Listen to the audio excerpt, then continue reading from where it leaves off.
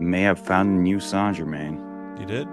Yeah, we just need a new screen. Gonna need that Screen preview intro.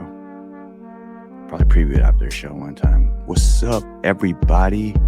Welcome back to the cave. It's me, Joe Reezy, and I'm here with Proper. But before we begin and introduce our guests, make sure you check out our sponsor, SafeLightCandle.com. If you need lighting for your home, your workspace, or your studio, check out SafeLightCandle.com.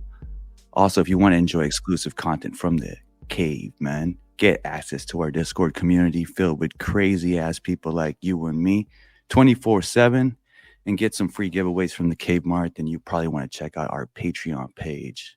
Link to that is on our website at K4V3.com. That's cave.com. We got Martin from Dad's Bedtime Stories on the show tonight. What's up, Martin? How you doing tonight?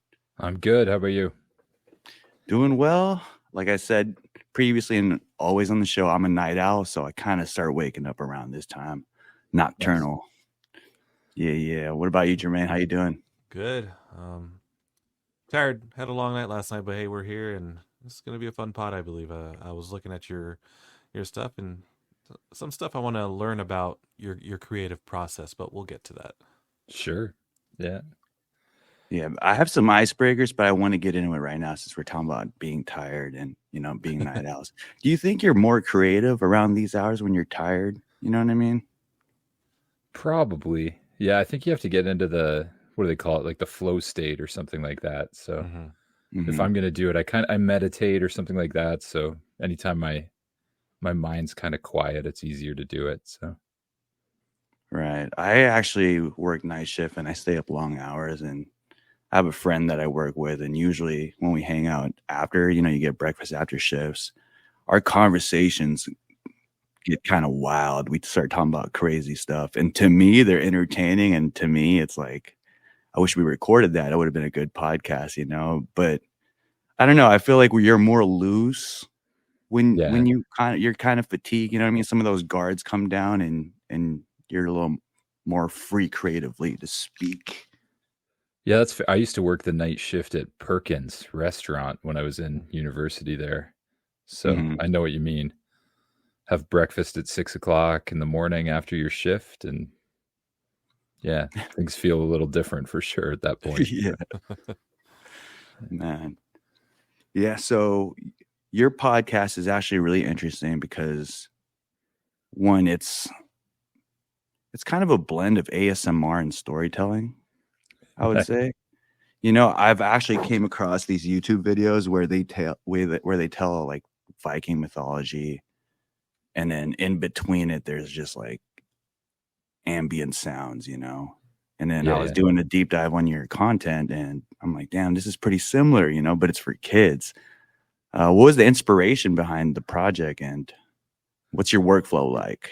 Yeah, like I guess it probably goes back to when I was I went to camp when I was a kid. I went to this place, a hockey camp, actually. I'm not even a big hockey player, but one year I went to a hockey camp, and my counselor, the guy who runs the cabin, basically said, hey, I'll do this visualization tonight or something like that to put us all to sleep. And he just did this whole, imagine you're in this white room and you're looking around for a door, and you find the door, and like you end up floating out into space. And I think that's about the point I fell asleep that night, and I can't remember any more of it. And then when I had kids, my son, after he started going to school, his mind would race and stuff like that at nighttime, have trouble shutting it off. So one night I decided I'd just tell him a visualization. I started with the same sort of thing, the white room, moving on to, I don't know, floating around in space and this and that. And he fell asleep right away, and it actually calmed him down. So then he kind of made me do that a lot. Yeah. So he would just I would sit there and he'd make me make up a story. So I'd make up a story, and I think I just got better at it, making it up and improvising it basically. And then I started recording them so we could listen to them another night. Cause I don't know, sometimes you just don't have the creative ability to make something up every single night. And then I started posting it. So that was kind of what happened there. most of them are about like a magic spaceship. So I don't know where that comes from, other than like maybe I watched a lot of Magic School Bus as a kid or something like that. I'm not sure. Yeah. Yeah. And then as far as process goes, it's just kind of once I have an idea, I'll normally just sketch out like a storyboard, whatever the basic idea of what's going to happen. And then I just sit down on a mic and I improv it, really. And then if I mess something up, I just kind of I edit as I go because I don't have a lot of extra time. So I just go back, re-record that part, make something else up, and go from there. And these days, like the kids write in most of the ideas, so I don't even have to think of ideas anymore. I just kind of have to think of what would happen if there were I don't know, like a planet where cookies existed for some reason. Right. They're just they come up with weird stuff, but it's fun, and I take everyone as a challenge. I think just to decide where it will go. Used a little AI at times, mostly for the brainstorming phase. Like I don't think it writes great stories most of the time. A little too complex. It uses language that kids can't really follow. Of course. Yeah, I do too, though sometimes. So I don't know, but yeah. I think that's kind of the process. And sometimes when I'm thinking of a story, I literally just like lay down or sit down and meditate and imagine my way through it. Like what would happen next? What would make sense? And it's just kind of evolved from there, I guess. It sounds kind of like that Adam Sandler movie, Bedtime Stories. You know how you just tell these stories. I feel like you're telling stories for your kids, and how cool would that be? Like everything you're talking about, like in the movie, is all of a sudden coming true. That's right. I've seen that at some point. Yeah. I'm trying to remember that, but hey, who knows, right? Yeah.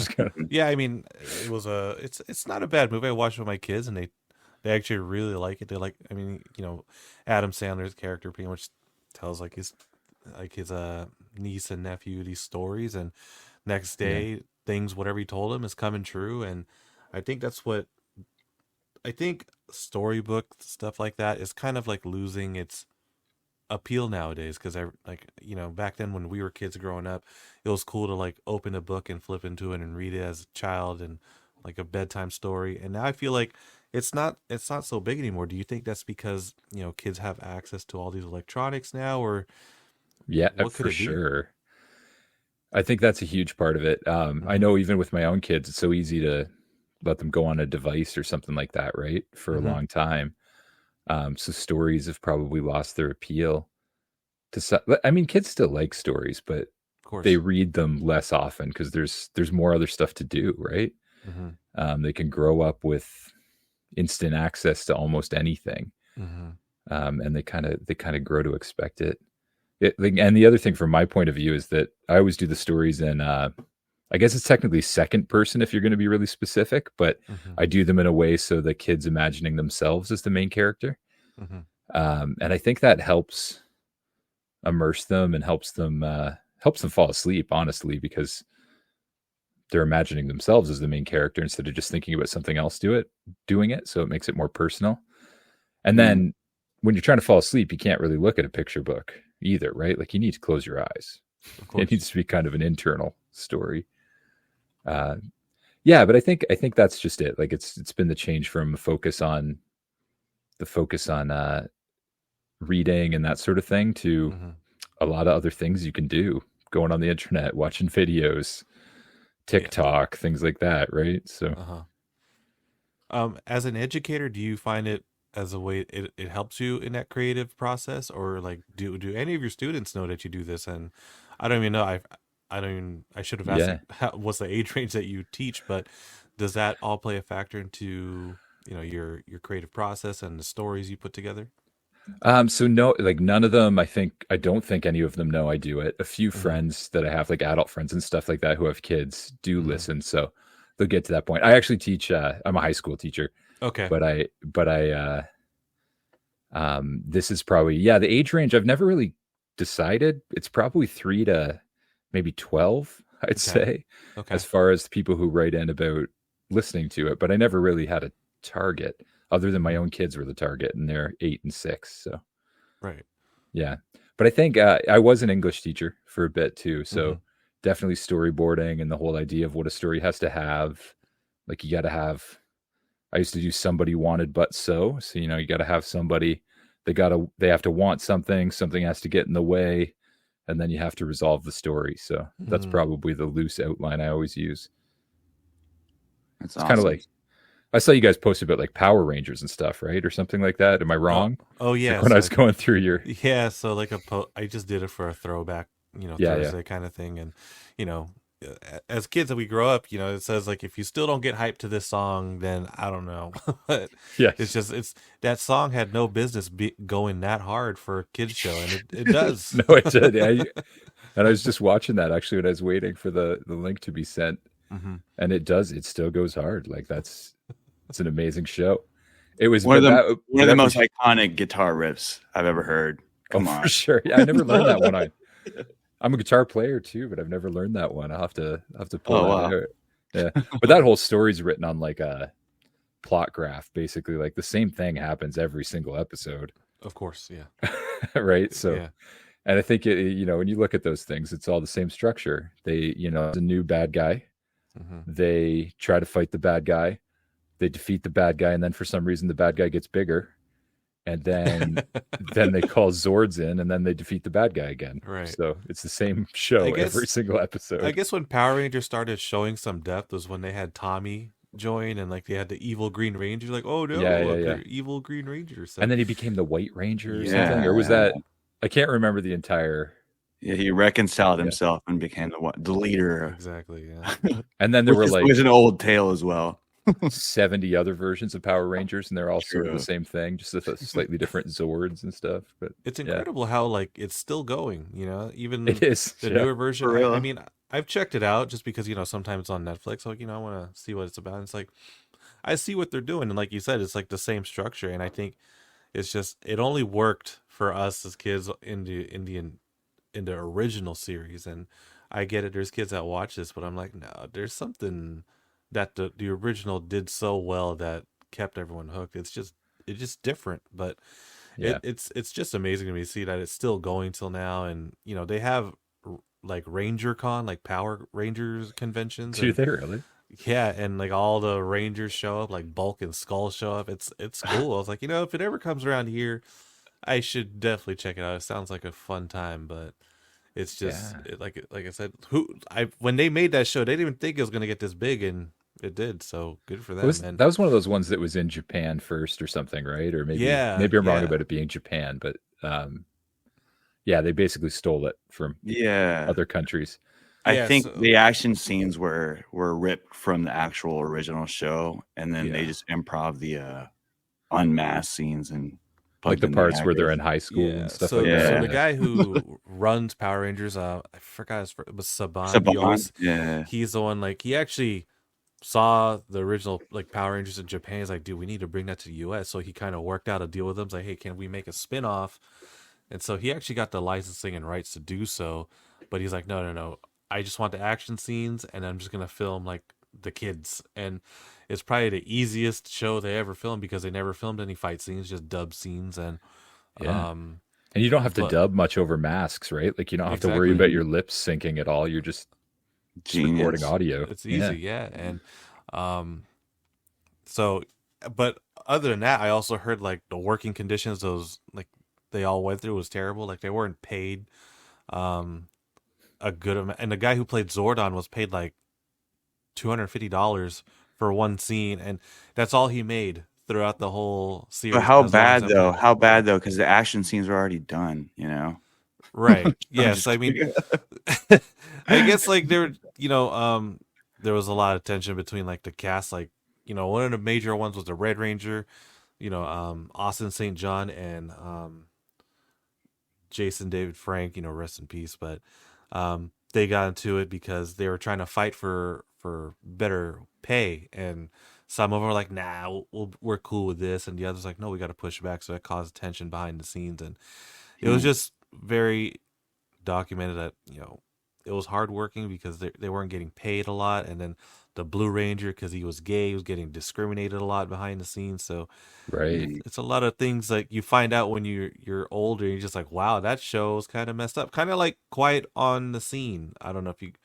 guys all saw that documentary with like Nickelodeon and how evil it was, in behind the scenes as well. Like I said, I don't know if you ever seen it, Martin, but I haven't seen that one yet. I've seen it sort of popping up on social media and that sort of thing. It's really dark. And I heard that was the case for Wizard of Oz as well. Heard it was a Isn't like wild. Wizard of Oz like the isn't there a scene where they're just throwing asbestos around or something like that in that movie? Or am Oh I man. or am I thinking of the wrong No, one? I think you're right. I think you're right. Yeah. Let me research that. But But no, you remember when they said that one of the little people that got fired was hanging himself in the background of the movie? Do you guys remember that? Oh, did that Killed really himself? happen? Apparently that didn't really happen, but I remember it was like the biggest urban legend, and it was kind of like the creepy facts about movies, and that always was the prominent fact. And you kind of look back at it now, I was like, that's a weird looking little person. yeah, it says the snow in the Wizard of Oz was 100% pure asbestos. Dang, 100%. Great. Yeah. they need to call that 1-800 number. Yeah. Yeah. And wasn't the Tin Man, like they painted him with something that was actually toxic? Oh, probably everything was toxic at the time. I don't know. Yeah, back then there was really no lead-based paint. Right. Yeah. Hey, we're gonna paint this guy metallic with lead-based paint. Yeah. Sounds probably good to me. Probably to get that metallic color in there, you got to throw something in. Like, I don't know. Right. I'm not a paint expert. I would think too that it would take so long just to get that paint on that on some days it just makes sense to just keep it on to film for the next day, which probably, yeah, not great for you. Yeah. Interesting stuff. Since we're on the topic of like, showbiz and movies and things like that, are there movies that you kind of take into account as far as like your creative process and where you draw inspirations from here and then put it in here in in a way that kids can comprehend? Well, I mean, as far as movies go, like every sci-fi thing I've seen, I think has been an inspiration for it, like sci-fi fantasy. Of course. Because my stories are anything from, space to like the kid has he's like a wildly whoever the kid is, but the kid's a wildly overpowered character. I think they have like, at this point, they've got like a magic spaceship that can do anything, shape-shifting dog, and magic powers. So pretty much anything that can happen does. But I think, anything from, Stargate is definitely one of those things, because there's portals places. There's probably Star Trek, Star Wars, any of those sort of fantasy series, Harry Potter, Lord of the Rings, all that stuff. Pretty much anything I've ever seen is probably possible inspiration for the show. So I think at first it was more of a mix of like a Star Trek Stargate sort of thing when I was telling it to my son. And then it depends on what he likes too, right? So he liked at the beginning, he really liked dinosaurs. So the early ones, there's like a lot of dinosaur content, Dinosaur Planet, stuff like that. Dragons, things like that. But then his tastes change a little bit, and so do the stories, just depending on who writes in. And then my daughter started listening, so unicorns and whatever else. Like she wanted, I can't remember their names. I've done so many episodes, I actually sometimes can't remember what I've done and what I haven't done. But yeah, unicorns, Starlight, and Rainbow Dash or something like that. I think even like Avatar: The Last Airbender might have been an inspiration behind some of those names, if I'm not wrong. And that's another series that's, that's probably, they just made a live action of that, right? But they have. That was one of the ones that probably inspired some of the more recent episodes where there's some like water bending or ice bending and stuff like that going on. So for the people that aren't really familiar with the show, is it an ongoing chronological, story of one character? How does that? Like you could watch, as long as you understand there's just like a magic spaceship that can do pretty much anything, and a shape-shifting dog, and that you're the main character. You could probably start wherever, but there's definitely, there's a chronology. Like I'm waiting for some kid to be a big enough computer nerd or something like that to create a wiki for me, because I can't even remember what happened at this point. But there's definitely like they gain powers. And at first it was probably more chronological than it is now. because at first, there was like go on these specific adventures, but slowly I kind of realized it's better to have one-off episodes for bedtime because you don't really want to necessarily have to watch or listen to all 213 episodes of the series to know exactly what's stay happening. up and just binge, so it's fucking counterintuitive. It would be really hard. So yeah, and then when kids started adding their ideas, like I finally got enough listeners to start writing in, and then more recently leaving voicemails and stuff like that. So they come up with just like these wild ideas, and so it's stopped becoming sort of chronological. But I do kind of consider certain things to be, what do you call it when it's like canon, I guess. Yeah. Okay. Like certain facts would be canon. They'd be part of that universe and stuff like that. And then every now and then I do just kind of one-offs and stuff like that. Stories that aren't from that same system or whatever. So just depending. And sometimes I wish that I'd split things up into different storylines as well, but I kind of mash them all together. So it's yeah, one day somebody will create a wiki for me, I hope. Yeah, then I'll be good. That's awesome, man. We'll try to clip that and put out the signal. Yeah, somebody out there. As soon as these kids, maybe somebody will stay obsessed with it into their young teenagehood or something and make it for me. I don't know. Yeah, the characters, for some reason, I'm imagining them like the Adventure Time characters. You could, sure. Dog. Yeah. Did you have them in mind when you kind of not so much? I have seen a little bit of that. Yeah. Mm-hmm. Yeah, I think I don't know what I have in mind. Like I do picture certain things for sure, but I don't think it's from anything super specific. And then there's like, one of the main bad guys just happened because I was doing. So like another source of inspiration would be, I've watched a lot of or listened to a lot of late night radio, and it's kind of a side hobby of mine to listen to anything. Like I love long form podcasts and stuff like that. And before there were podcasts, do you guys ever listen to Coast AM? Like, you ever heard of it? Or I've heard of it, but I can't really. It's probably like the original before podcasts existed.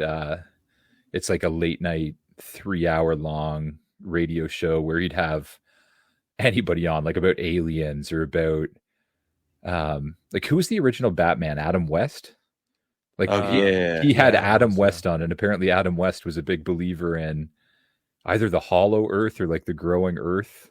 Let's go conspiracy or something like that. Yeah, so you can listen to like Adam West on this show talk about awesome. The growing earth. So I would just before you could have podcasts and stuff like this was like the show. You could download it on the internet and stuff, and then he'd interview all these people like of all different ideas, and some of them were like absolutely crazy, I'm sure, and other ones I found really interesting. And but probably like some of that probably is where a lot of the inspiration comes too, because I decided there was a hollow earth in one of the episodes, and you just you can go inside there, and dinosaurs are living in it or whatever. And then I made up this bad guy one night. I'm totally just improvising it. His name was Rex, and he's like a dinosaur bent on global warming, trying to make it warm for other dinosaurs. So I love it. but then he just kept coming back, and then now kids write in and they want Rex to like attack a planet, or so Rex just continuously gets away, and it does things like that. But I can't even remember what the question was at this point. I just rambled too long here. I forgot to, man. I think it was I'm all about reptilians, and I kind of believe in some of the conspiracy theories that we dive into. So yeah. So you lost me when you talked about Hollow Earth, man. So do you believe that there's a Hollow Earth? I mean, I believe that we don't know everything, I think is probably the best thing to say.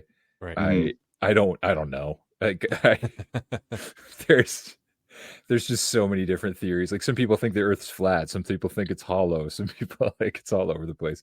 There could definitely be areas in the Earth that you can go down pretty deep in, I bet you, but who knows? I doubt there's this group of dinosaurs living in the center of the Earth, but could be.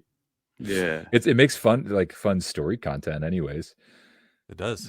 I think that's Yeah. what they did with Godzilla and Kong. They went to Middle Earth, right? And Yeah, it was yeah. just this new world, and you're just like, oh, that's cool. And for people, for casual people who don't really know about like those theories, like, oh, that's how's that possible? You know, how's there a sun in the middle of the earth? You know, Yeah. but it like you said, it makes good stories depending whether like conspiracies can whether they're crazy or you know there's some truth to it. They make good stories, and sometimes you're like they should make a movie out of that, and you know maybe you Hmm. could put Hollow Earth into your stories for your kids and be like, you know. Yeah. Maybe we could get Adam West to be in it. I honestly can't remember if he was like the growing earth or the hollow earth, or Um, maybe it's all together. If the earth's growing, maybe it has to be hollow there's a somewhere. growing Earth theory. That's Oh unique. yeah, I want to say I'm not a growing earth advocate. I'm just What do you call them? Growing earthers? I don't yeah, maybe Growers? growing earth He's a Adam grower or a West. shower. No. That's Just interesting though. I do think of Journey to the Center of the Earth. They had some dinosaurs, and the original one had like some really giant iguanas, right? right, yeah, and that's probably another place that inspired that particular story, right? Because there Hmm. are, I think that movie and that book, there are giant iguanas, if not dinosaurs as well, in at least Hmm. one of those movies. Hmm. Right. The one with Um, Brendan Fraser had dinosaurs, I believe. yeah, I think that's probably the one I'm thinking of, Hmm. and I'm sure that I've watched that one with my son too. So that was I probably watched it around the time I did that story, even. Which, we talk a lot about how often history is like the game of telephone, where a lot of details kind of get lost in translation. But there are conspiracy theories that there are reptilian shapeshifters that live in underground and hollow earth. Yeah, And yeah, Like Jermaine said, conspiracy theories make really good stories, and I feel like that's why they're really fun to believe in. And sometimes let's be honest, sometimes it's a more entertaining escape from reality than some of the bullshit that people have to deal with. So it's yeah, almost like a fantasy land sometimes. But some yeah, of yeah. them are kind of real. So, It's a tough well, one. some conspiracy theories have to be real, right? Like Yeah. we know that things that were once conspiracy theories have turned out to be correct at the end of the Hmm. day. But I feel like a lot of people either believe in most conspiracies or they don't believe in conspiracies at all. Yeah. But there's got to be, some of them are probably real and some of them probably aren't. So Hmm. Mm. yeah, but So we'll find out one day. And then they're people very just assume it waters was are very obvious. muddy. The Yeah, waters are very muddy. yeah, yeah. I don't know. Who knows? Maybe there's an entrance in the South Pole or something like that, and that's why people can't travel there. Well, that's right up Isn't Jarizi's that- alley. He likes talking about Antarctica, and you know, there's a Yeah. lot of cool theories about it. I mean, I've read into it, and there's definitely a lot of crazy things, and it kind of just wonders like, where do people come up with these ideas, and then they back it with facts, and you're just like, hey, that could be credible, or this guy is just completely crazy, and that's the interesting part for me. Is just it's not more so do I want to uncover the truth. I mean, partly yes, but I actually want to know how do people come up with this, and what's their reasoning, and you know their facts behind it, and that's where I yeah. kind of have fun on it because that's what separates some crazy guy with a tinfoil hat just talking this and that, and someone who's actually done his research and connected the dots. You know. Well, the way I see it, like people actually live in their own universes. It's kind of better to see it that way. Like Hmm. Hmm. if there's a person who believes the Earth is flat, like really believes it, then in his world the Earth is flat, right? Yeah. Like everything they do, the decisions they make, it's as if the Earth is flat. Like they Hmm. really, and people who believe it's growing Earth, or people who believe that they kind of create their own reality where that is the truth, Hmm. and like not necessarily literally, but you find what you're looking for too, right? And if you watch a flat Earth video on Facebook, you get a lot more flat Earth videos on Facebook. I don't know if you've ever done that, Mm. but I assume with the people you guys interview, you probably do, right? Like, Yeah. Yeah, for sure. and then Man, you you can't like get rid of it. one Yeah, flat Earth comment, you'll get that. You're in that algorithm, baby. yeah, yeah. Suddenly you get these flat Earth posts with all this stuff. Like it's just so yeah, both like the digital algorithm and as well as like what you look for in the world and how you behave. I think people kind of do live in their own universes. So Yeah, I will say this: going down these rabbit holes and diving deep into these conspiracy theories. There are some conspiracy theories that I wish were just stories, you know. So yeah, I feel like it'd be more fun if they were just stories, like these aliens being really advanced that travel to Earth. Like that's all cool. That's all fun, as long as they're all just imaginative situations. You know, if you really take that into consideration, if it's a reality, and there's some implications to consider. You know. Yeah, aliens have to exist in my mind, but yeah, whether they're like super advanced and observing Earth. But I was watching a show where the guy was saying, you know, when we observe mice or something like that, right? We try to not let them know we're observing them. Mm-hmm. So you have to assume if we're being observed by a smarter species, it would be the same sort of situation, right? You're not going to be, it's not going to be obvious. Right. But who knows? Yeah, I don't know. I don't know if the technology to travel far through space is a possible thing or not. Like space is really far apart. Mm-hmm. But I hope it is, because like otherwise my stories don't make any sense. So. I base things on soft sci-fi though. I don't really explain why they can travel that quickly through Earth. Mm-hmm. I try to just skip over those details because it's, you know, who knows. I think I call it super hyperdrive, but that was just something I came up with because I didn't want to copy hyperdrive specifically, I think.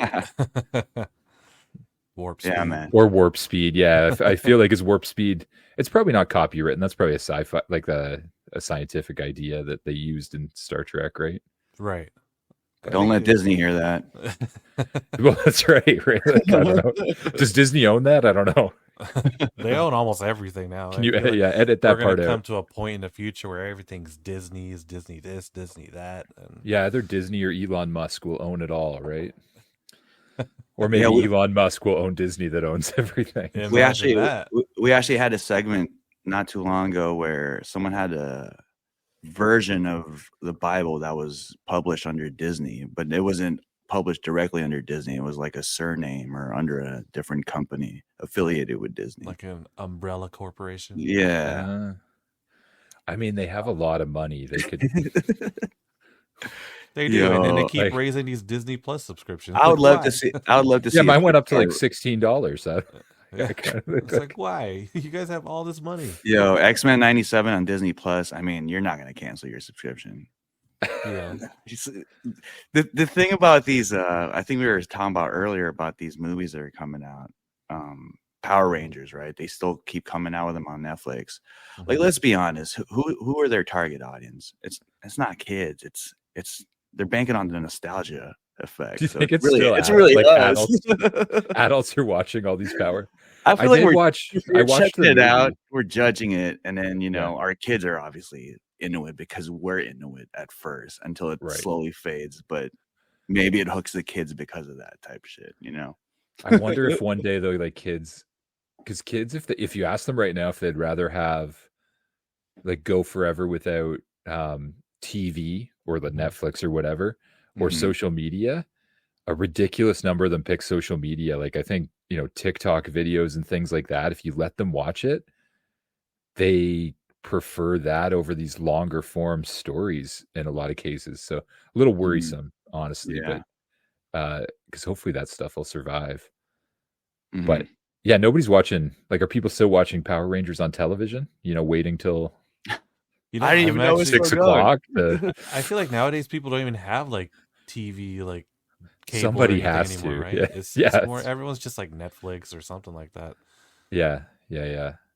I think so. I mean, there's still these stations that exist, but I don't know for how much longer. And that's the crazy part because it's what we grew up on, and I was actually thinking about that like not too long ago. I was like, dude, TVs, like it's all gonna be just web-based stuff now, just streaming services. And how are these news, these, like you said, these stations staying afloat? It's just, they make their money from these commercials, but who's watching nowadays?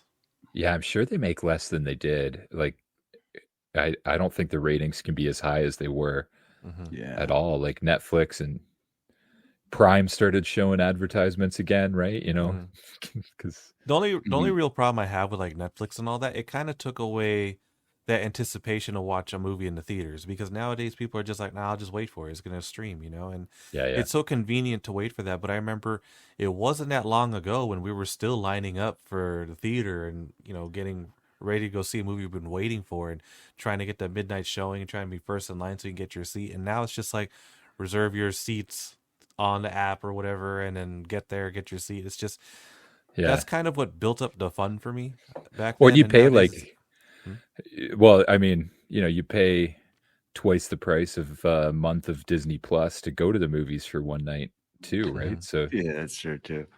That is and true. then Yeah. like shows, you don't have to wait for the next week. Get there at the right time to watch the next episode or whatever it is that's coming out. It just Mhm. all comes out at once on, Yeah. well, not on every platform, but yeah, Yeah. There's some that they do like weekly releases. yeah, yeah, It's cool, but it's also not cool because if you're used to like binging a show, you're like, man, I gotta wait till next week. That's why with the Mandalorian, I was like, I'm gonna wait till they're done. I'm gonna just binge the whole thing. Yeah. Yeah, but like I said, it's just there's a lot of pros with Netflix and all these streaming services and just the convenience of it. But I also think with that, the cost is like the fun you would have back then, just anticipating these things and getting ready to go watch it, or like it's just things are changing now, and the yeah. attention span, because of it, the attention span is also shortening for the new generation. I think that's the biggest problem with all of it. Mhm. Yeah, I've seen on TikTok there's people too that post like summaries of movies, yeah. and they do a pretty good job to sum up the whole movie in like a minute montage, so My favorite. I don't know why I just thought of this, but one of my uh favorites is this guy. This guy just summarizes. He's like, "Hey, I'm rewatching the series Seventh Heaven," and it's just the most ridiculous plot What? lines. And he just like summarizes how ridiculous this show is, right? Mhm. Um, I don't know, like a guy, like in one of the episodes, the sister decides to steal a glass from a restaurant or something like that, right? And then the older brother takes the hit for it, and then he decides, like the dad's like, you have to bring that back to the restaurant owner. So he brings it back to the restaurant owner, and the restaurant owner's like, I'm going to charge you, and he calls the police. And there's like a trial because of this glass that they stole from the restaurant. Yeah. But this guy just like makes his living summarizing ridiculous episodes of things, and like one of them Seventh Heaven, which for some reason just makes me laugh. I don't know why, but it's just a hilarious plot if you yeah. And at some point in history, because I only had like 5 channels growing up at one point, like Mhm. I'm sure I watched the show because it was the only thing on. Mhm. Right. Yeah, I'm starting to see these videos on TikTok as well of, people making videos of montages of moments that have happened in the 90s, and they're arguing that the 90s weren't what we remember them to be. It was kind of overhyped and kind of confirmation bias. And yeah, you make a good point, because back then what was available to us was were the shows that they had in the channels. Like we didn't have Yeah. like you mentioned Netflix proper, and yeah, our attention span has shortened, but at the same time we have more choices now, so we're screwed, you know what I mean? Yeah. It's like Yeah. But Well, that's like why. I mean, that's why. I mean, there's so much to choose from. It's like going to Blockbuster and you're sitting there and you don't know what movie to get. You're just like, okay, I'll just grab this one, right? Because I got to get out of here.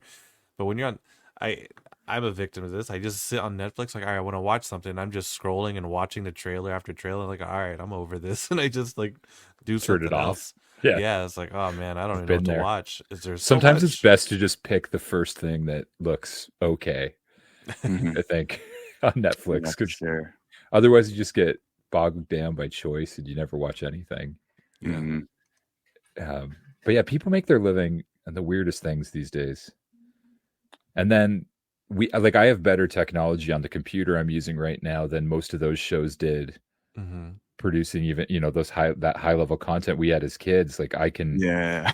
actually do better than that on my computer right now with like what's in my hand. So Yeah, it's dude. wild. Like with an Think- iPhone, I could make better graphics than Speaking about Power Rangers earlier, it's inspiring me to just take some old footage of some action scenes with people with masks and just put myself into there and integrate, scenes from Just remake a new, just make a yeah. plot around the action scenes and stuff like that. Yeah. That's a new way to dub Definitely could things. do that. Yeah. Because With the there's a technology bunch we of have. there's easy. a bunch of cool YouTube channels where they're just dubbing things for fun and comedy, and then Yeah. that could be a new avenue for dubs, like recycling shows in my own way, but I'm dubbing it. Mhm. You could do that for sure. That'd be a next level to a dub. Like instead of just dubbing it, you just remake all the scenes about talking about doing whatever it is, and then you just show the actual footage from the guy who did it in the other country. We'll get Mr. Beast on this. He'll be fine. Oh man, That's Got it. hilarious. foreign films would be your best friend for that because you don't have to match up your mouth to it at all. I know, right? Yeah. Power Yeah, Rangers work so well. just like I could also just film it in a Kung Pao style where I'm already dubbing Yeah. Right. English, it's a way to on purpose. make it more believable. Yeah. Yeah. But speaking about this attention span crisis or dilemma that we're in or problem that we're in, what do you guys think? It's still pretty cool that production companies are making 2-hour movies, 2-hour, 30-minute movies sometimes.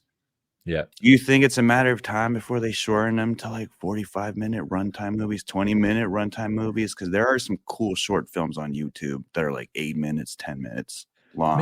Maybe, but I kind of like if you when a new series comes out on Netflix and you binge the entire thing and you watch like 9 hours of television straight, Mhm. you'd never watch a 9-hour movie, but for some reason you'll watch like 9 hours straight of a TV series. Right. I think people still do that these days. So yeah, I think things in smaller chunks, but they'll still be longer. Plus it'll take a while for, even millennials, they've got a long lifespan left, right? And they still like movies. So I think there's a target, and I think kids will too. It's just, I think there's a danger there of short form content becoming the only thing that they really pay attention to. So this all started because of Vine. No, I was going to say first? too, I feel like it's more like some of the metrics that are valued is the retention rate. And so if you sit and watch 100% of my 10-minute movie opposed to my 3-hour masterpiece, there's a fall off in 50% of the movie. Yeah. Then objectively, my movie was more successful. Well, that's like, if you do, I do a little YouTube too, but because strangely I'm a tractor influencer, if that makes any sense. Okay. I have a tractor based YouTube channel. Dude, where it's literally just, it started as a kind of a joke. I was doing the podcast here. Like I'd started that, and YouTube, I couldn't get any traction on YouTube. Like it goes well on Apple and all that other stuff. Like I'm doing pretty well, but not on YouTube. It just does not do well there. And so I was like, I wonder, like, what if I just post a picture of me plowing snow with my tractor? You guys probably don't get a ton of that, in Southern California, but unless we go up to the mountains, but yeah. And anyway, and I posted that, and it went like thousands of views right away. Got the channel monetized, just me plowing snow. It's the weirdest. Like I don't know, like over 50-year-old men watch me plow snow. It's called Big Guy Little Tractor. Like it's just me on my tiny tractor. I'm like a 6'4", pretty tall guy. So anyway, so this like it's really boring. Like I don't actually even recommend anybody watching this watches the thing, but you can if you want to. But I learned a lot about the YouTube metrics from that, and the shorts are like if you're much better to have it super short so people watch the whole thing, because then it keeps pushing it out to other people. Like more than anything else, the retention rate on YouTube shorts is I think the most important thing. And so if people will watch you plow snow for 10 seconds, like they'll send that out to 14, 50,000 people. Whereas if you decide to do it for even up to a minute and your retention rate's like 70%, it stops at like 500 to 1,000. So it's just it's a weird, and I'm sure they'll get that worked out too, because I don't know if we should train people to just watch 10-second clips of that's everything. The thing. Right. Yeah. It's almost gearing us towards becoming that. That type of person. But it's funny because to leave you wanting more, obviously it's short and people are left kind of hanging, and it makes you want to watch it again, which again makes it more objectively successful because you watch that 10-minute video again because you want more than you've already viewed it 100% twice. Right. But it's like there's like a dopamine kick from it or something, and I don't know why, but like you're It's cheap, bro. It's cheap. have you ever? Yeah, like I found myself. I'm trying to watch TV, and I'll keep scrolling, and I have to throw my phone away or put it somewhere where I can't reach it, so I can watch one of these shows instead of half paying attention to my phone. It's terrible. So yeah, that's something I'm actually trying to stop doing, because I'll catch myself, I'm watching, and then I kind of just check my phone, like a little notification. I'm like, ooh, okay, and then I check that notification. Here I am, like checking Instagram, and I'm checking Discord and things like that, just checking what's going on. And I'm like, oh, what happened to the movie? I missed how much of the movie? you miss like the whole thing, right? Yeah. I had this. I had a chance in my life to do this this mindfulness and martial arts program at one point. Oh, hell yeah. And the guy who created the program was really big. Like one of the lessons was just do one thing. Like just like if you're eating, just eat. Like just notice what the food tastes like. Because when you eat and you watch something, you don't notice what the food tastes like, right? When you're watching a show, just watch the show. Like even watching a show is something you have to do mindfully to really fully experience it, fully pay attention, because your brain only pays attention to one thing at a time, even if you can do two things. So anyway, that's simple advice, but man, like it's hard. Right. Crazy, right? Yeah. Well, your phone like gives you this dopamine rush, so you always want to pick it up again. Like I'm saying this, but I do that all the time. Like I have trouble putting my phone down and just watching a 20-minute show, which is ridiculous because that should be stimulating enough to watch some sort of Netflix series, right? So that's actually interesting because we had a discussion in our community about inner monologues, right? And there was this debate whether or not it's, you're conscious with you're only conscious if you have an inner monologue, and if you don't have an inner monologue, then you're quote unquote a bot. You know what I mean? You're like an NPC sort of thing. NPC, sort of thing? Yeah, that sort of thing. And so, what do you think about that? Because I feel like that kind of plays into the inner monologue. Do you guys have inner monologues? I do, and I feel like it's valued, but I feel like, just like you said, my thoughts on that change because I feel like monks practice years and years to turn the inner monologue off, to be more present and to focus, right? But there is the argument of reading, and your process, it seems like, is more visual, and so you kind of almost grab in the air and put words into it instead of having words already, layered and scheduled for the story type of thing, Yeah, that's true. Like I think sometimes in an inner monologue and sometimes in pictures, kind of both. Yeah. But yeah, I talk to myself for sure.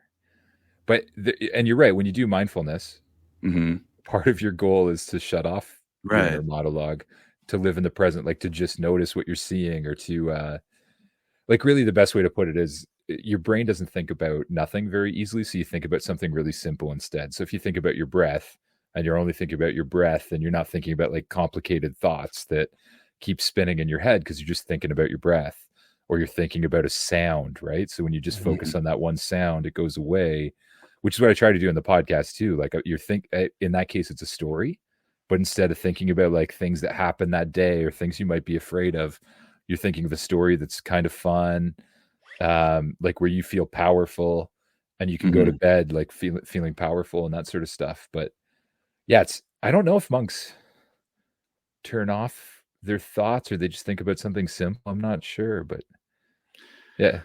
But my thing that I initially was pondering on was they're obviously trying to tap into the basic animalistic, being in the moment type of consciousness.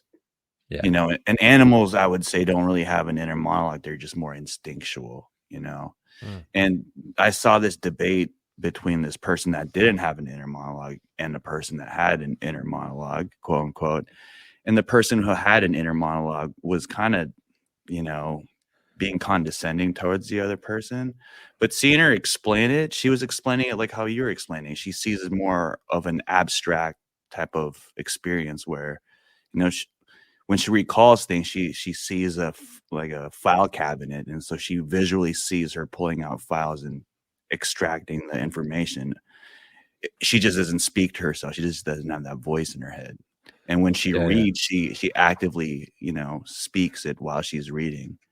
Right. So I would say that's more being in the moment and kind of being present you do martial arts and you do mindfulness meditation, and we'll get into that. But that's kind of being present with your body and in your mind in synchronicity, opposed to being separate. What do you think of that? Yeah, I think for sure I can't imagine somebody not having an inner monologue. Like that's really hard for me. And I can imagine it being most picture based or something like that, right? But I'd still consider that to be.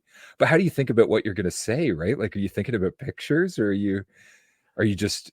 Is it when you start speaking that you hear words for the first time, or? I find that really hard to conceptualize that idea. But at the same time, it's like it's the inner monologue that makes us really stressed out. Because if you're thinking about everything you have to do in the future, right? You're thinking about it all at once. So all the stress hits you at once as well. So you do have to be able to turn off your inner monologue and just think about the present. So you have this, you really only have to do the thing you're doing right now, right? You don't have to do all of these thousands of things you could do in the future that you end up thinking about. So I think a balance of the two is really important. But I find it really difficult to believe that people don't have an inner monologue. Like, I just don't understand where. Right. You know what? Like, how do you decide what you're going to say? I don't know. Yeah. I just say shit. You need a reason with yourself on some level. But you know what? Yeah. Just thinking about it right now, I'm thinking children and babies that can't even speak English. Yeah. Like, they have some kind of inner consciousness, inner narrative that's not necessarily English until they learn English. Maybe when the inner monologue gets translated into a language, where the language isn't perfect and it doesn't really articulate those primitive and primal emotions and thoughts. Yeah. I feel like that's when it can kind of get clouded, and that's when it can kind of get polluted, opposed to, listen to your gut, listen your intuition type of guidance instead of a mental chatter. You know what I'm saying? Yeah. It's weird. Yeah, I wish I could remember what I thought like as a baby. I have no idea. Right? Like, I remember it. No, I'm just kidding. I kind of remember in the early stages, I had more pictures in my head. Like, words were solidly associated with symbols and pictures when I was a kid. Like, an hour to me was like a circle. I don't know why, but I remember an hour always being a circle, and then like a half hour was half a circle. And I don't know if that's just something that I was programmed into me, but yeah, it must be symbolic at that age, right? Or just picture based. Right. Like, you think of a thing and you have a good feeling. I don't know. But is that how other people, like, are the people in this this argument saying that when they don't have an inner monologue that it's all just pictures, or they just don't have anything?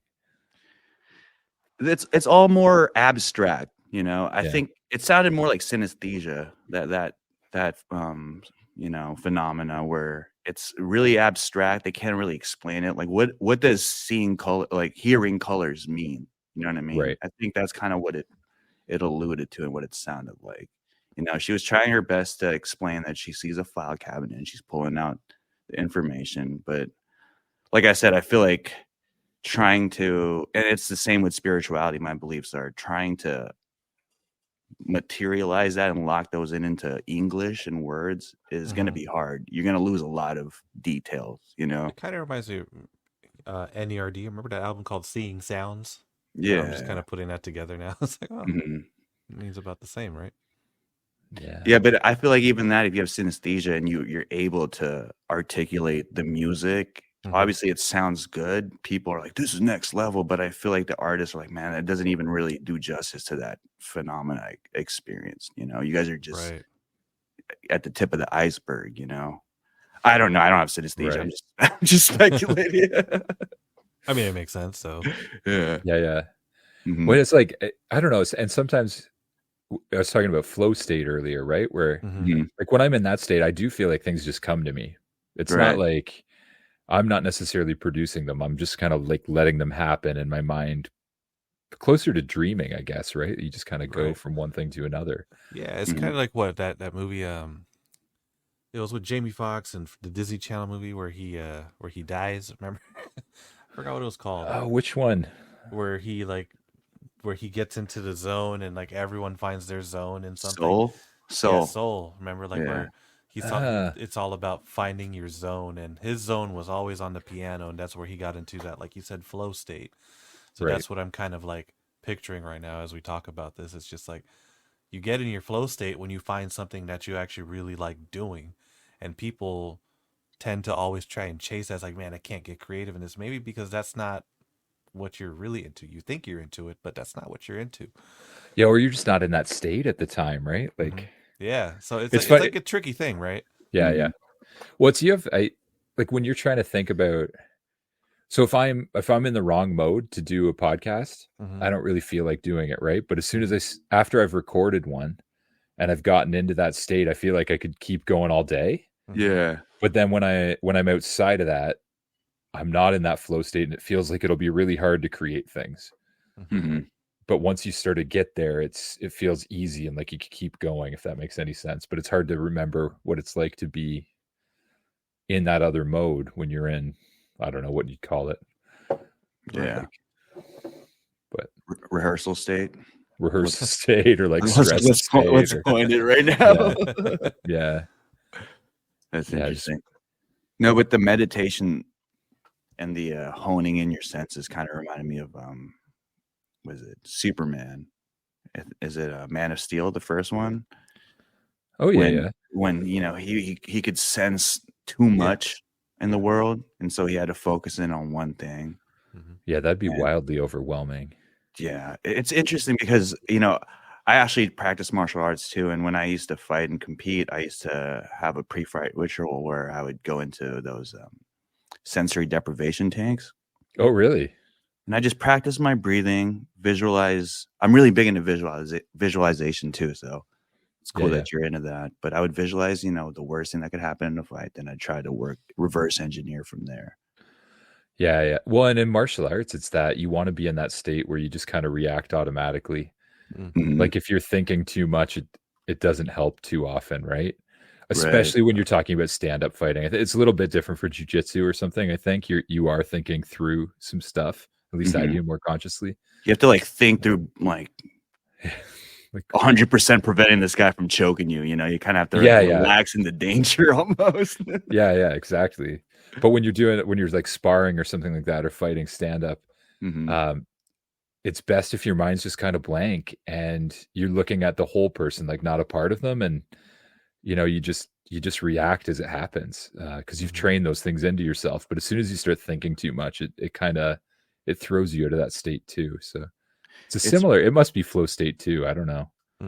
it's interesting because it reminds me visually of if you're a computer or a laptop or some kind of computer program or operating system, it feels like when you're in that float tank, thoughts and emotions that you carry feel like open windows. And those open windows, the more there are, they really affect your internal system and harmony because before I start visualizing all these things, I really hone in on my breath. And it's crazy how tense you are. And when you really focus in on your breath and you just blindly breathe in a consistent pattern for 2 minutes, it really jumpstarts and makes a domino effect to your circadian, or not your cardiovascular system. When in turn, I don't know if you believe brain waves and all that, but I feel Yeah, like yeah.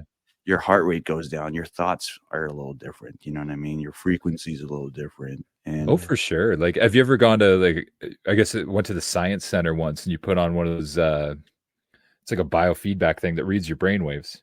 mm, And there's two people, and one person's on one side. They put the little helmet on. Another person's on the other side, and there's a ball in the middle. And basically, it's who's ever in the right brain state, the ball pushes one way or the other.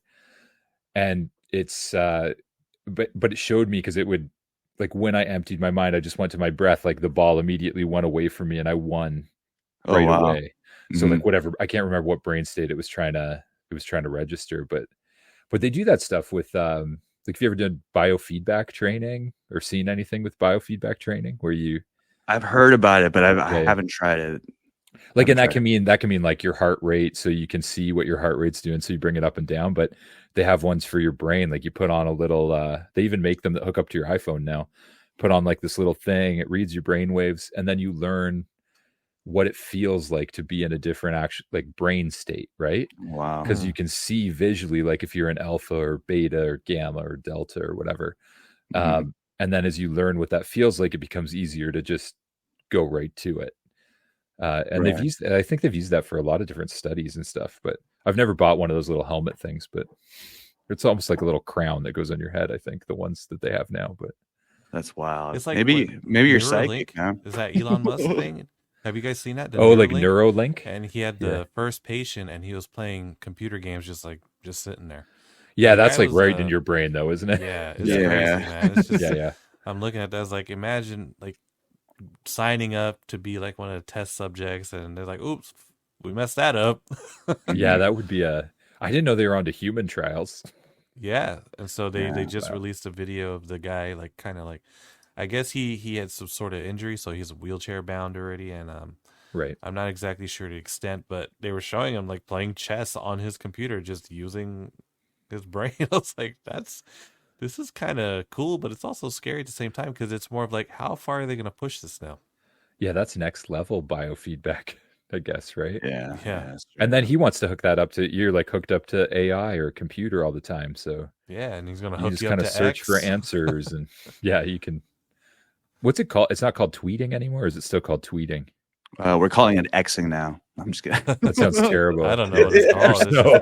just posting. I don't know. Posting on X, I guess. Yeah. Yeah. Re-X. Did you re-X my X or what? Yeah, it's anyway, that name change like mostly just made that more confusing, so Mhm. I don't like the name change for that reason. It was easier to say Yeah. tweeting. Yeah, it was, but you have all that money, do whatever you want. Yeah, exactly. Yeah. Yeah. That's funny, man. But- Yeah, but meditation, man. How did you get into it? And like, what are your methods? So I got into it originally probably through martial arts. Like in when I was a kid I did karate for a while, and but then when I was in university I went back and I started taking karate again. And at the beginning, like in that particular class, they started every class with like a little emptying your mind, basically. Mhm. They say, make your mind an empty bowl of rice, or make your head an empty bowl of rice. And so my sensei sort of taught me the basics of meditation. And that's how it started. And then, as I said, I ended up doing this other sort of mindfulness and martial arts training thing, because I was going to teach a program that was about that, which I did teach for a long time, actually, too. Mhm. And in that was mixed, like it was mindfulness, but it was mixed with things like cognitive behavior therapy and other stuff like that to make the program. So I learned a lot more in that program about different kinds of meditation, different reasons, and then just like YouTube videos, things like that, right?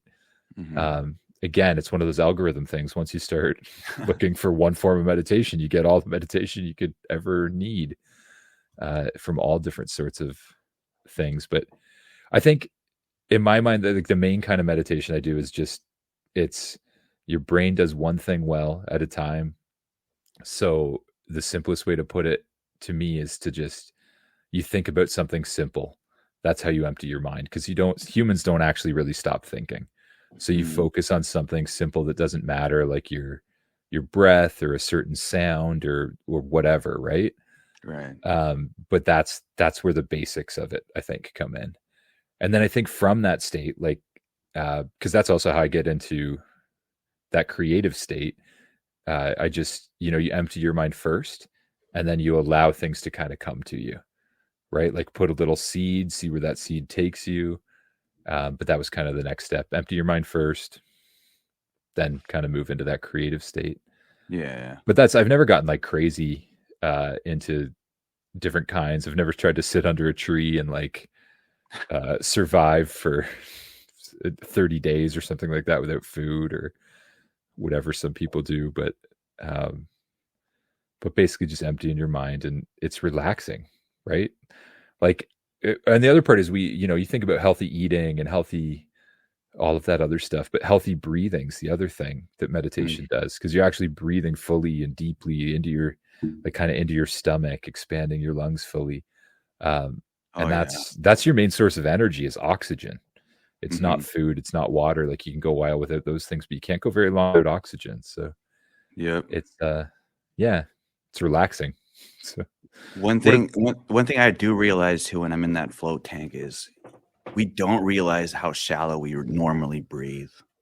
Yeah. And so I try to like really breathe. They say breathe into your balls. I follow Elliot Hulse, and he talks about breathing into your balls. Yeah, because he took it far enough to the level where he says that's your dantium, that part around below your navel. So yeah. If you visualize your balls, that's how deep you really should be breathing. So it's catchy. It's like a headline hook, but at the same time, it gets the message across, type thing. But yeah, if you start deep breathing and you slow your breathing, like I said, it doesn't happen in 2 seconds, 3 seconds. You really have to trust it. And in 2 minutes, then it starts kicking in. You know what I mean? And the longer you commit to it, I feel like the more effective the results will be. Well, yeah, and then that affects your heart rate and stuff like that, right? The longer and deeper you breathe, the slower your heart starts to go. Whereas if you're breathing really shallow and really quickly, like, you go into fight or flight mode. Yeah, man. Automatically, and they have that anxiety response. So it's like your breath is a huge way to change your brain state. Yes, for sure. That's really important, but 100%. So you practice jujitsu, I'm assuming? I did. So I've done, I'm a 3rd degree black belt in Okinawan Goju karate. Oh, and shit. then, yeah, and I've done, which is like, it's like this, well, karate came from Okinawa, right? Not, I mean, and then it went to sort of Japan. It's this mix, but Okinawa is really the birthplace of karate. And that's where they, they still like punch boards and rocks and harden their knuckles. And it's kind of this old school karate stuff, I guess is how I'd put it. Yeah. And it changed a little bit, especially like when it came to North America and all of that. And so I did that for a while because I'm a big nerd too, right? I think.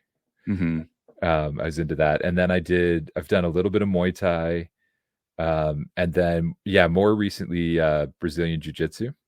I did Japanese Jiu-Jitsu before that as well, sometime in university, but Brazilian Jiu-Jitsu until the last couple years where I broke my rib the last time I did it. I kind of slowed down after having kids.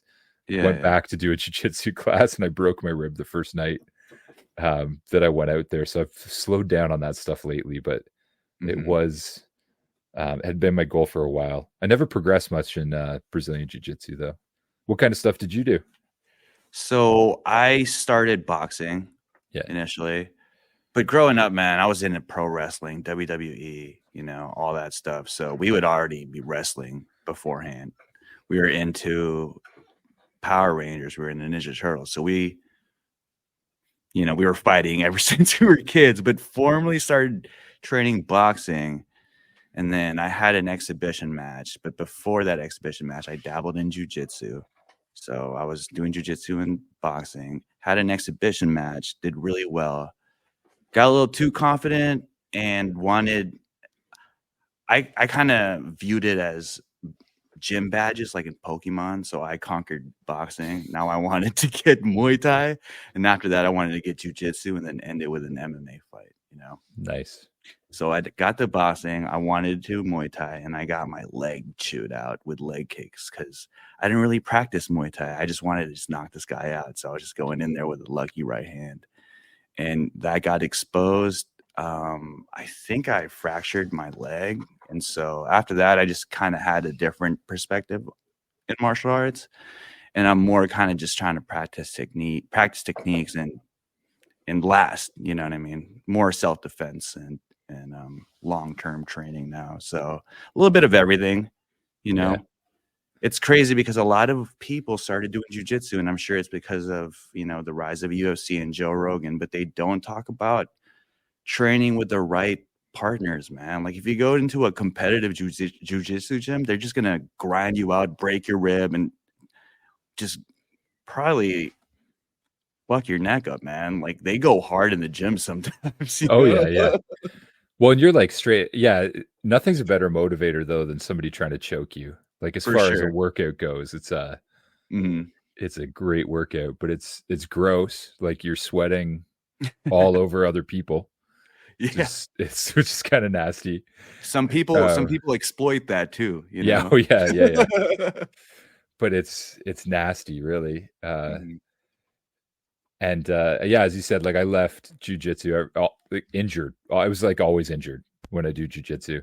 I think Joe Rogan would say the same thing. Like you're always a little bit injured when you're practicing jujitsu or you're doing it's randori. normalized. It's normalized, right? Even the coach will be like, "Man, everybody's hurt." It's like, Yeah, you're always a little hurt. Yeah, I'm not competing though, coach. I'm just here for self-defense. yeah. No, that's what. Like I never actually went in Brazilian jiu-jitsu. I never went beyond white belt. I live kind of in you'd call it maybe cottage country, so there's nothing super close for jiu-jitsu. So I was driving like an hour once a week to just do jiu-jitsu at a place where I could for a while. So that's the main thing that got old too. It was a long way, and then when you're only doing it once a week, you don't progress as quickly. So those drives must have been crazy back home. Sore as yeah, shit. yeah. There's like your ribs. There's like these little connections in the back of your ribs that I like. Mine would go out all the time in jiu-jitsu, and you'd have trouble turning your neck sideways, for a couple days, and that was just normal. So it's like, and eventually, like when I had kids and I want to be able to move around with them and stuff afterwards, it became harder to justify being hurt all the time. Mm-hmm. So it's kind of backed off that. And then the broken rib, like that takes so long to heal from. It's just oh yeah, it's a long recovery, and I just imagine that. I don't want that to happen again. Bruised ribs already suck enough. Broken ribs, I don't know. I could deal with that. Yeah. Yeah, and it wasn't even like nobody did anything wrong. We were just doing takedowns, and I guess just one too many or something, and it flexed and just cracked. So ouch. Mm-hmm. Yeah, which is all good. I mean, people have had worse. Going back to breathing, if you're in like your inhalation phase and you get slammed, that could throw off your rib alignment. It can, yeah. So yeah, it's interesting. Well, then I got COVID with the broken rib too, so like breathing was tough. Yeah, and coughing was worse. So yeah. You're about to go to Valhalla, bro. Oh man, it's funny.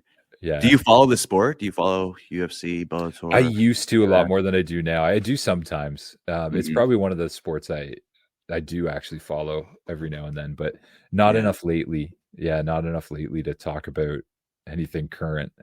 Mm-hmm. But in university, I watched it a lot. For quite a while afterwards, I did. And then it just slowly disappeared with, responsibilities and kids and things like that. So, but I taught martial arts for a long time too.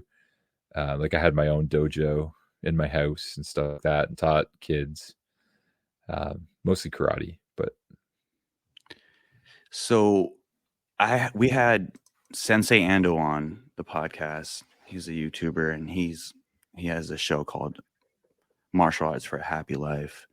And we talked about the 3 paths of martial arts because we're trying to kind of hone it down. And right now, you'll see if you go to the gym, there are gyms that specialize and are more geared towards competition. Yeah. At the same time, there's gyms that are in there and they're more, cardio, kickboxing, fitness gyms that don't really teach you techniques, but if they have a community there, fuck it. You know what I mean? Keep coming. And I feel like based on the school that you started in, it sounds pretty cool because they teach you meditation and stuff. I feel like that third path of like, the inner game, quote unquote, and the meshing of the spirituality practices and martial arts, I feel like that path is often lost now. And you kind of have to find that path as you're on the journey now, instead of, looking on the line and, oh, this guy's will teach me. You know what I mean? Yeah. What do you think of that? And what path are you on as a martial artist? What was that? Yeah, Goju karate was like Goju means hard, soft. So it was kind of, I think that mix of training your mind and training your body at the same time. So I think it's mind, body, and spirit. Like you train those things together. They should be in balance to be sort of a reasonable human being.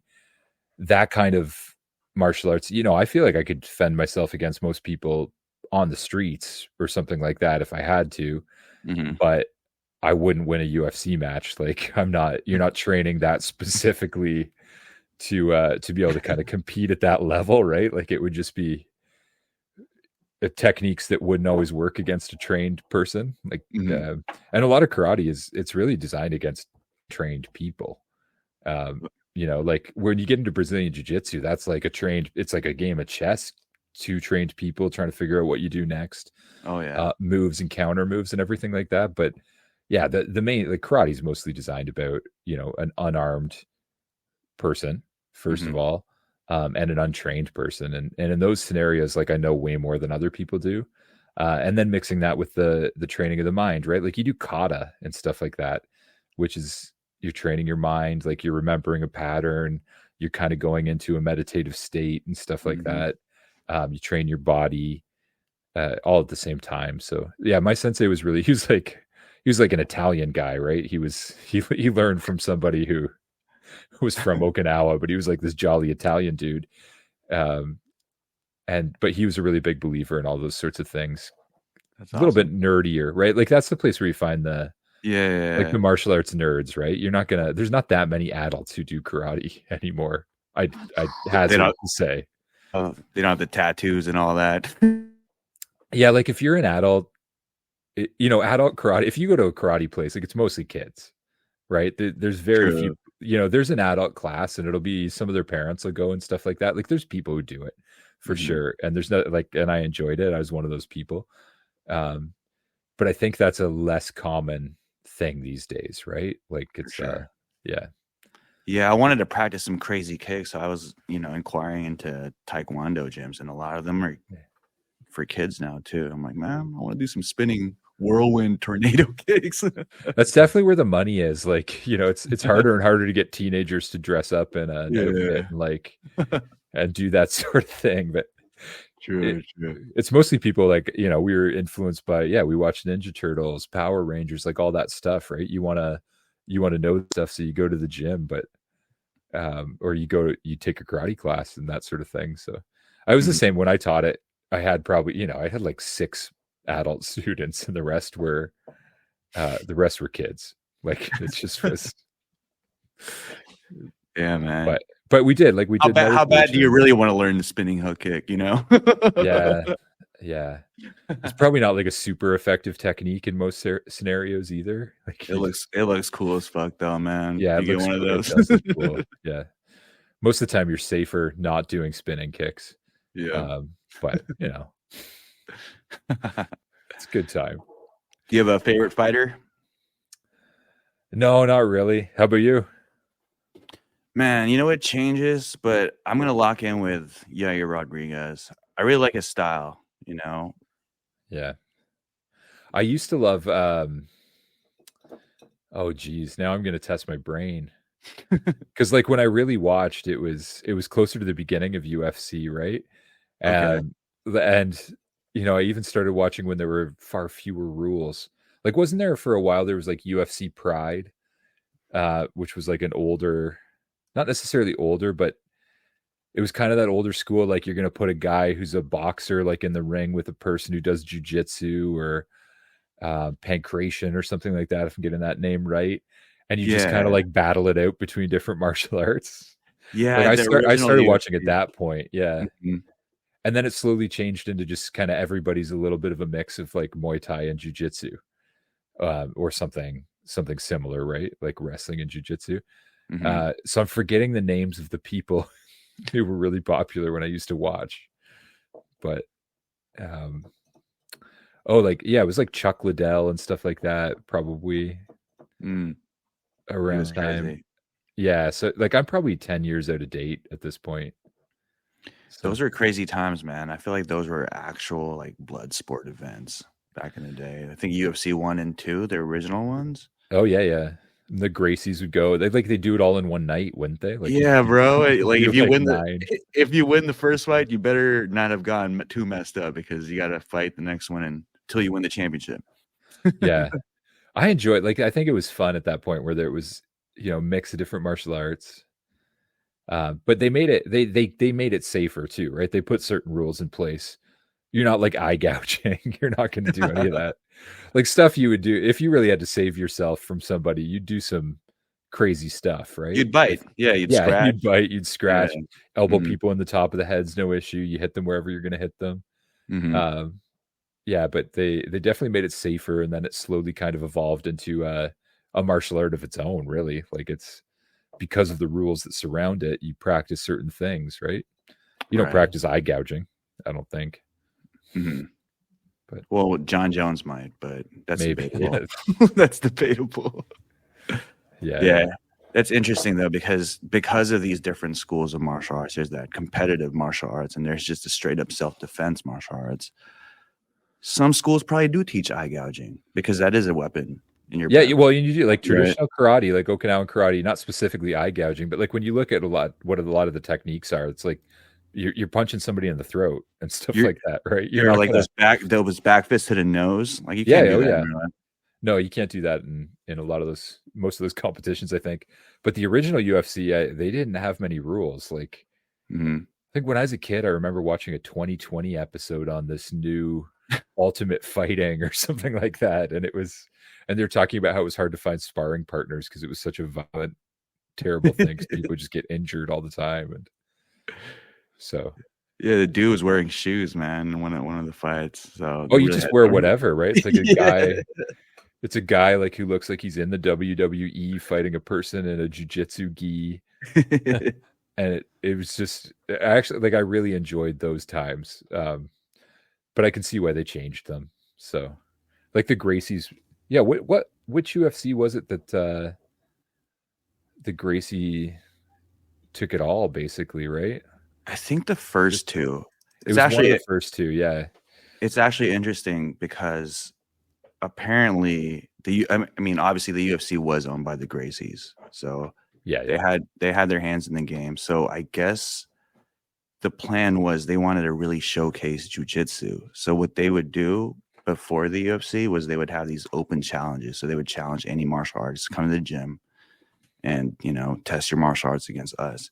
So they wanted to do that on a grand scale. So they did the UFC. And so there's this one guy, he's a killer. I'm sure you're familiar with him, Rickson Gracie. Oh yeah. Dude's a monster, obviously, right? And something about martial arts is like some of these athletic people like John Jones, they don't need martial arts to fuck people up, but you equip them with these skills, now it's kind of unfair. You know what I mean? Like even a trained average man can't defend himself against John Jones on a good day, I feel like, Yeah.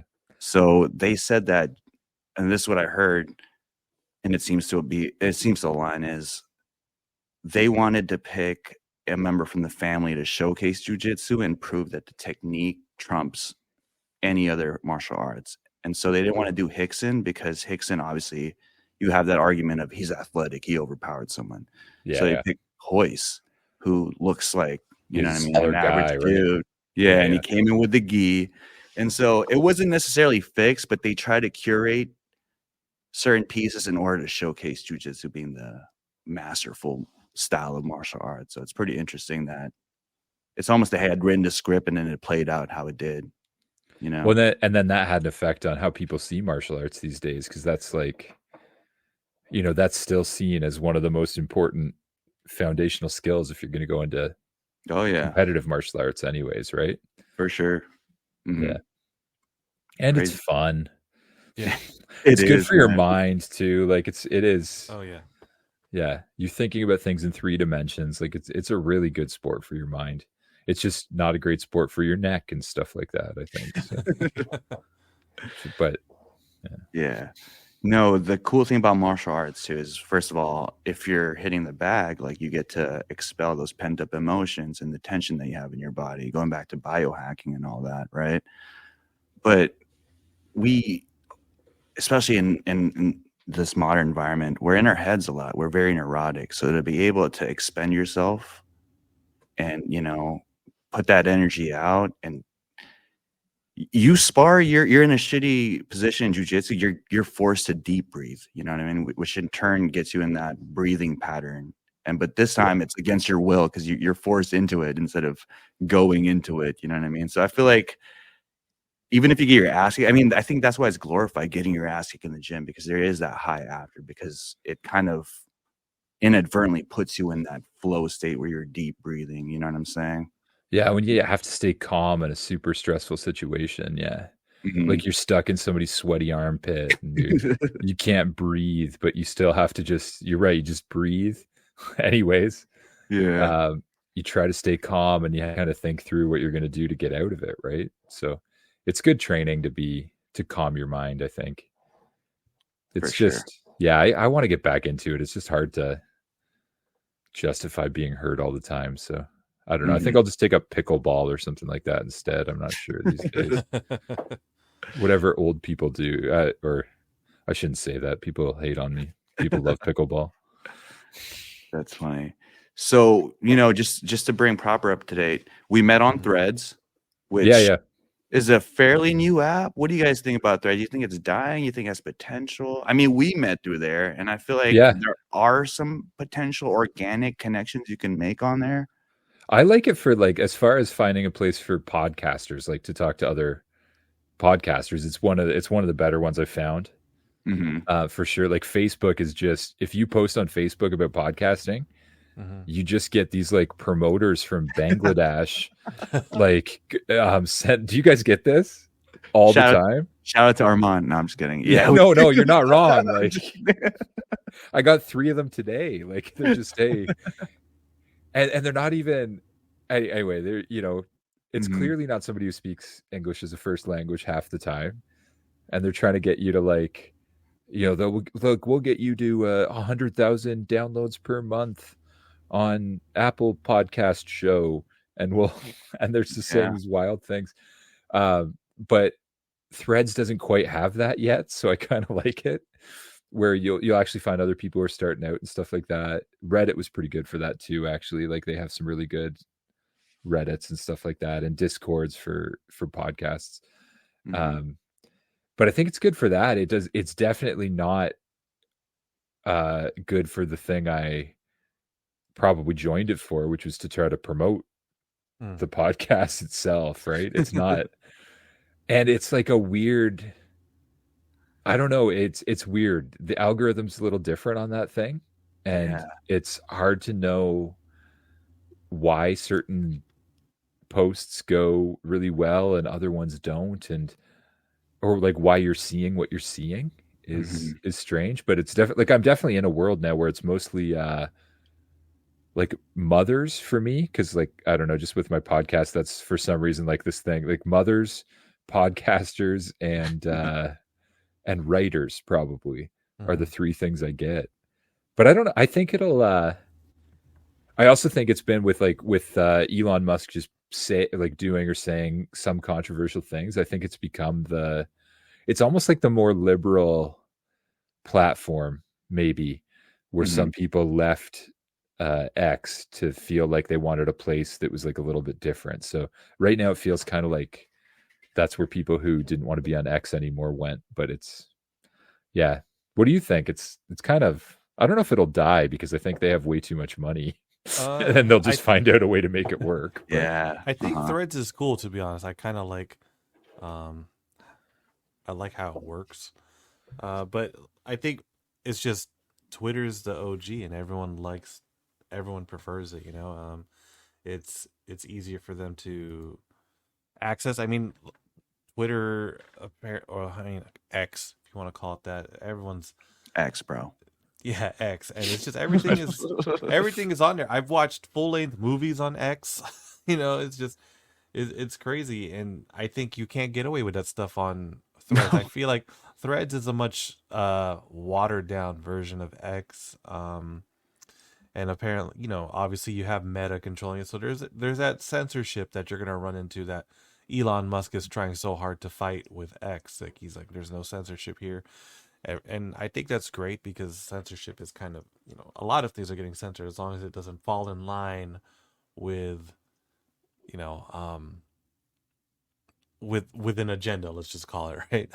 But Yeah. I think Threads is it's cool. I really like how you can transform your post into a post on Instagram. Like it kind of, for a creator, there's benefits definitely for Threads, but I just think there's not a lot of people who take it seriously. That's all. Yeah, mostly it seems like people who pop in every now and then to check things out, right? Mm-hmm. Yeah. I only went because they kept getting those ads with, they'd give you like little threads if you're on Instagram or you're on Facebook or something, Yeah, yeah. and they'd look really, really interesting. So that worked because that's why I signed up. Hmm. But it's mostly just people following each other back. Like Mm-hmm. it's just like, Yeah. hey, if you Algorithm follow check. me, I'll follow you. And so you're just like, everybody's following so many people that who you're following has no effect on what you're seeing anymore because it's just too Yeah. many people. Yeah, man. Which is fine. Like I like to support other people and stuff like that, and I want to see podcasters and writers and stuff like that. So that's who I follow. But Yeah. it's a different thing, and then like social media in general, it's hard. Like I've gone through periods of my life where I really tried to not be on it at all, because in a lot of ways that felt healthier. But in all cases, it was like doing a business or something like that brought me back to it. So both connecting and like learning stuff from other people, and promoting and stuff like that. So it's, yeah. But as I said, it hasn't worked really well for that.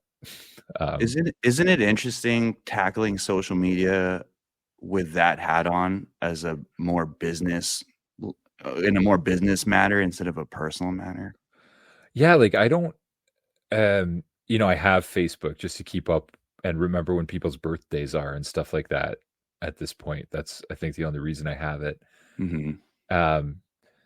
But you do, it was like, it's that advice you get. They're like, if you want to grow your podcast, you got to go on social media and promote it. But and that's probably true. I haven't figured out how to best promote a children's podcast on social media though, because people who are on social media, like, they're not children, and sometimes they're parents, but they're not looking to listen to a kid's story, right? Like they're looking for whatever they actually want to listen to. So I haven't found a lot of traction there, but I definitely landed on a lot of them again because I thought that that's where it would be.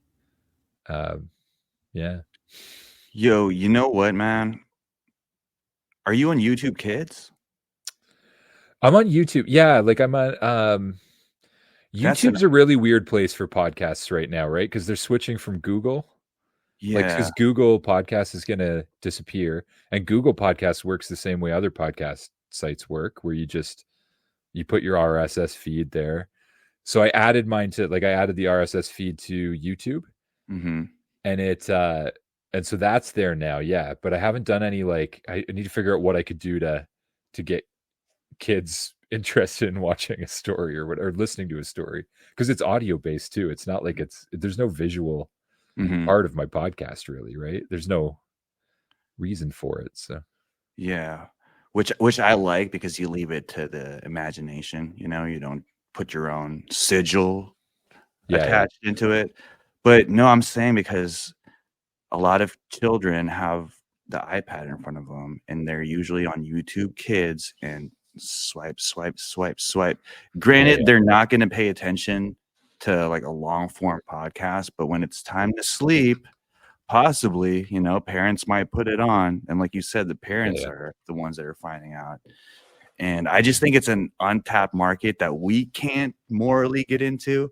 We started the brand to try to combat, to just kind of promote an open mind. And so we kind of wanted to reach out to the kids and stuff, but we also try not to censor anything. So we were like, man, let's just gear towards let's just kind of gear towards the adults. But you're in that market, I feel like. So and I'll be careful when I'm promoting this too, because like I wasn't actually sure. I didn't know we were going live tonight, so there you go. But I was like, I was going to figure out when you were going and do some promotion. But I was thinking I'd probably have to say it is really like, it's for the parents to listen to if you want to know more about me, not the kids so much. Like, I don't think you guys are not looking at like 8-year-olds really, right? Yeah, so like, We're yeah, we trying to kind of explain wanted. conspiracy theories to kids. Yeah, well, the algorithm probably does that already, anyways. If they Right. you look It up does. one thing, Yeah. yeah. But it's no, I think yeah, if I could find something exciting to do that they'd want to watch, so they might follow for something else, that would probably Mhm. work. Um, but so far, again, posting a tractor video accidentally on my like Instagram was a Yeah. better, more popular reel than anything else I've had. It's funny. It's always those random videos that blow up, and the ones that you put effort in seem to not, You get know any why, bro? traction. They want you to keep plowing, bro. There's just something Shut relaxing up about it. and It's like shut up and yeah, keep just plow. plowing. Has nothing to do with bedtime stories though, so it's hard to link Right. the two. Unless Yeah. it is kind of like an ASMR thing. You're just watching it. But Probably. I yeah. mean, there's videos I like watching for a therapeutic sense. Like I like Yeah. watching people just working on a car, putting things together. It's like, oh, that's cool, Yeah, and yeah. I it's love cool to those watch. like um go into the bushes and build an entire cabin or something like that, but there's no talking at all. It's Oh, just yeah. soundscapes basically, like of Yeah. hammering and it's sped up. They Yeah. build these crazy things. I'm sure it's artificial sounds too. Like I'm sure they're just putting in Oh hammer yeah. noises like Possibly. again and again. Yeah, Yeah, in yeah. a lot of cases. But I love those ones. Yeah, I watch gameplay videos of games that I have. I don't know what it Yeah. is, man. It's like when kids watch videos of toy reviews of toys that they have. It's like, bro, I do you the got same. it, bro. I do the same thing for toys I have. Right? It's just like the Yeah. toys are bigger. It looks better, man. Yeah.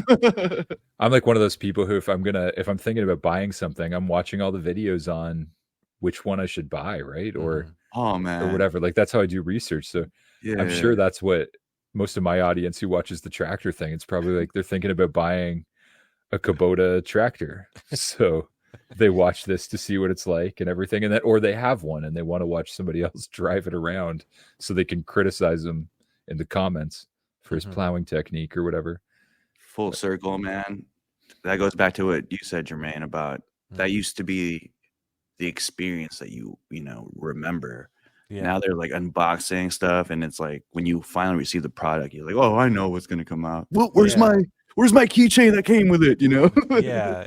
So you have an expectation already. Yeah, exactly. And like I said, it takes the anticipation out for you. And I remember, like, we all did when we bought a toy back then. We're excited to open it up, but now kids are watching Ryan's toy reviews or Yeah, he's whatever like that. he's one of the biggest YouTubers, isn't he? Yeah, yeah, he's one of the straight up. highest paid YouTubers, but And it's just a giant commercial. it is. That's really all Yeah. it is. So is my channel though, honestly. Like I don't know.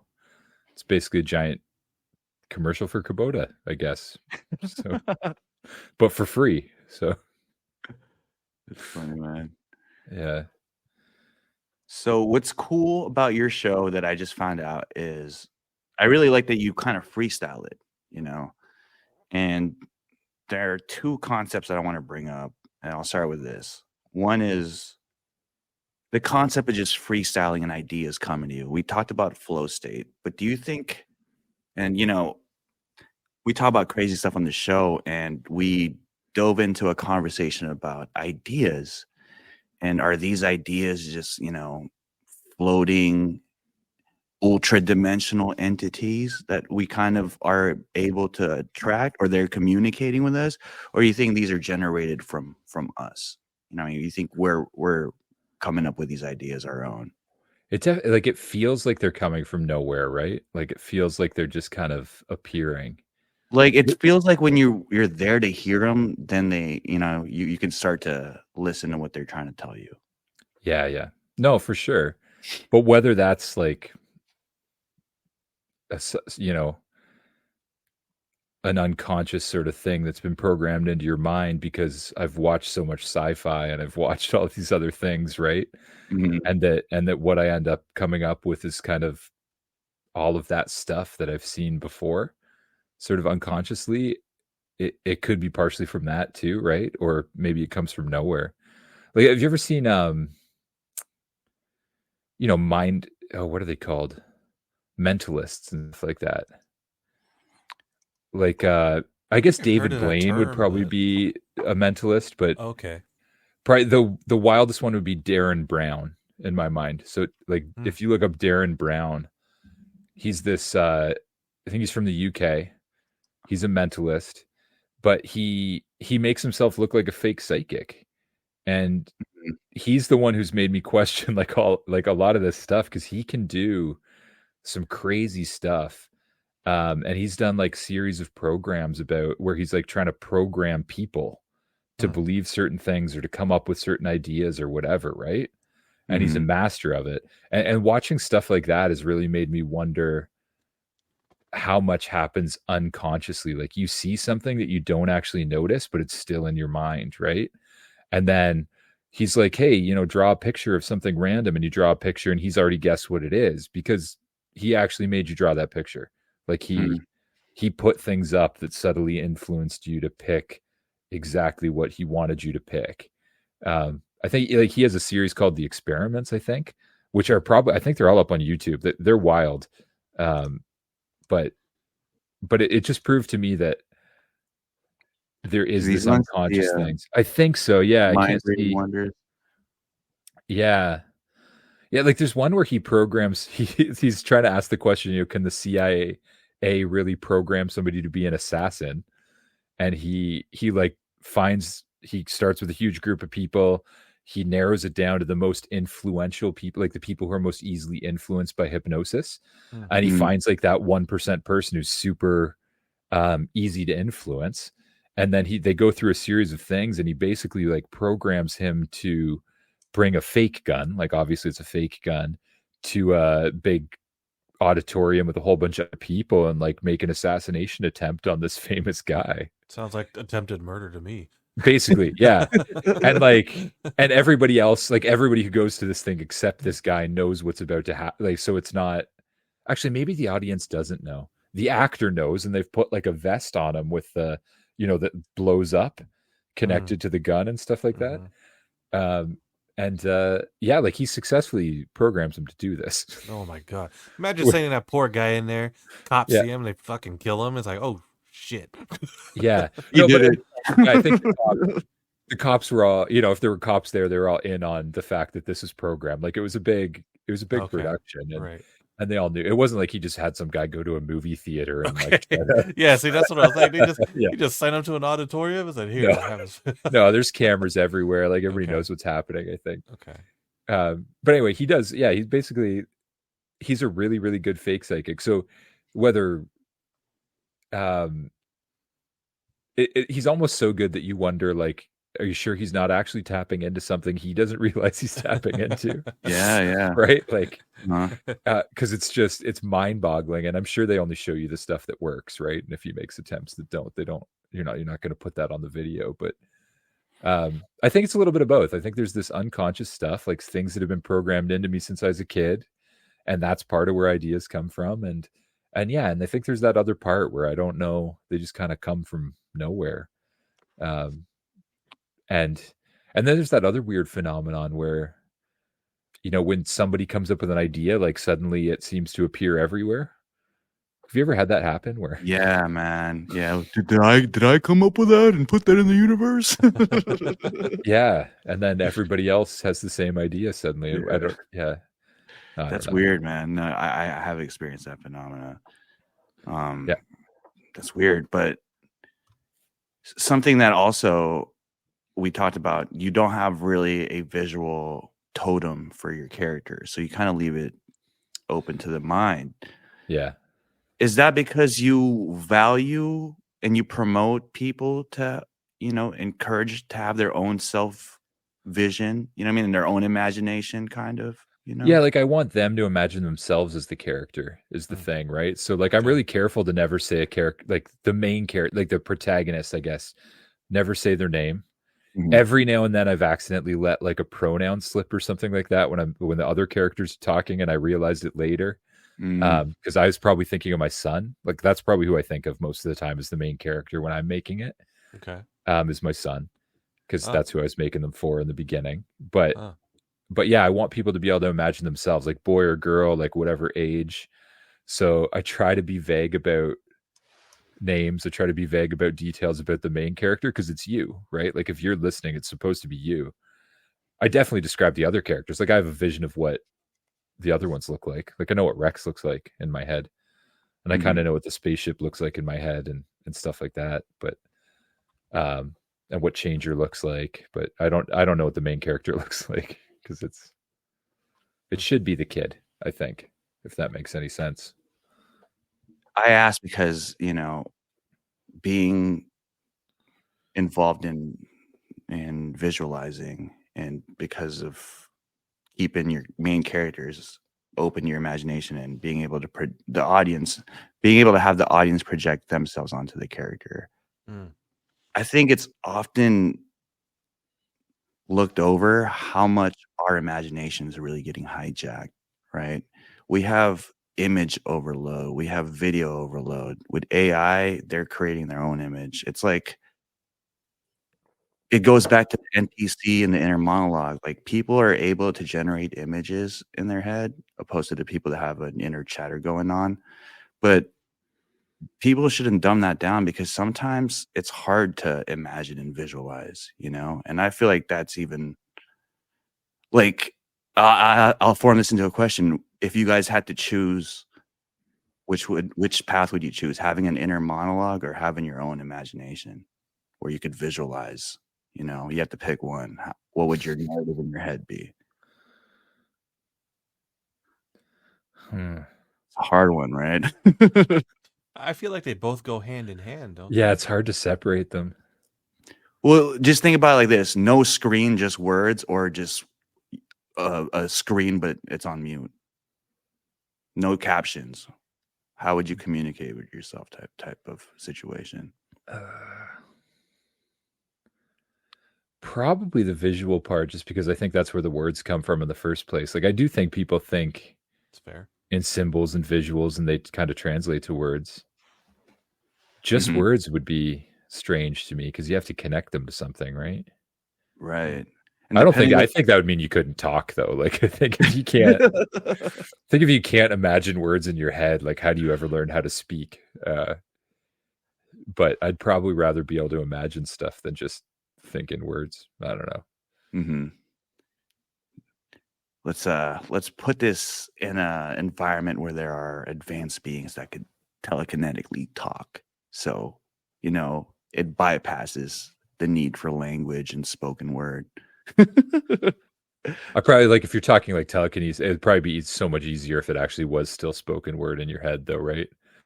Just sending people visual pictures would be a strange way to communicate. If that's That's what you. interesting though, because we can talk about a knife, Yeah, yeah, right? And your image of a knife in your head is different from mine, is different from Jermaine's. But if I showed you the knife, then you can be like, oh, a switchblade. No, it's a katana. That's a sword. You have your own labels for the same image, opposed yeah, yeah. to we think we're talking about knife, but we're really not on the same page.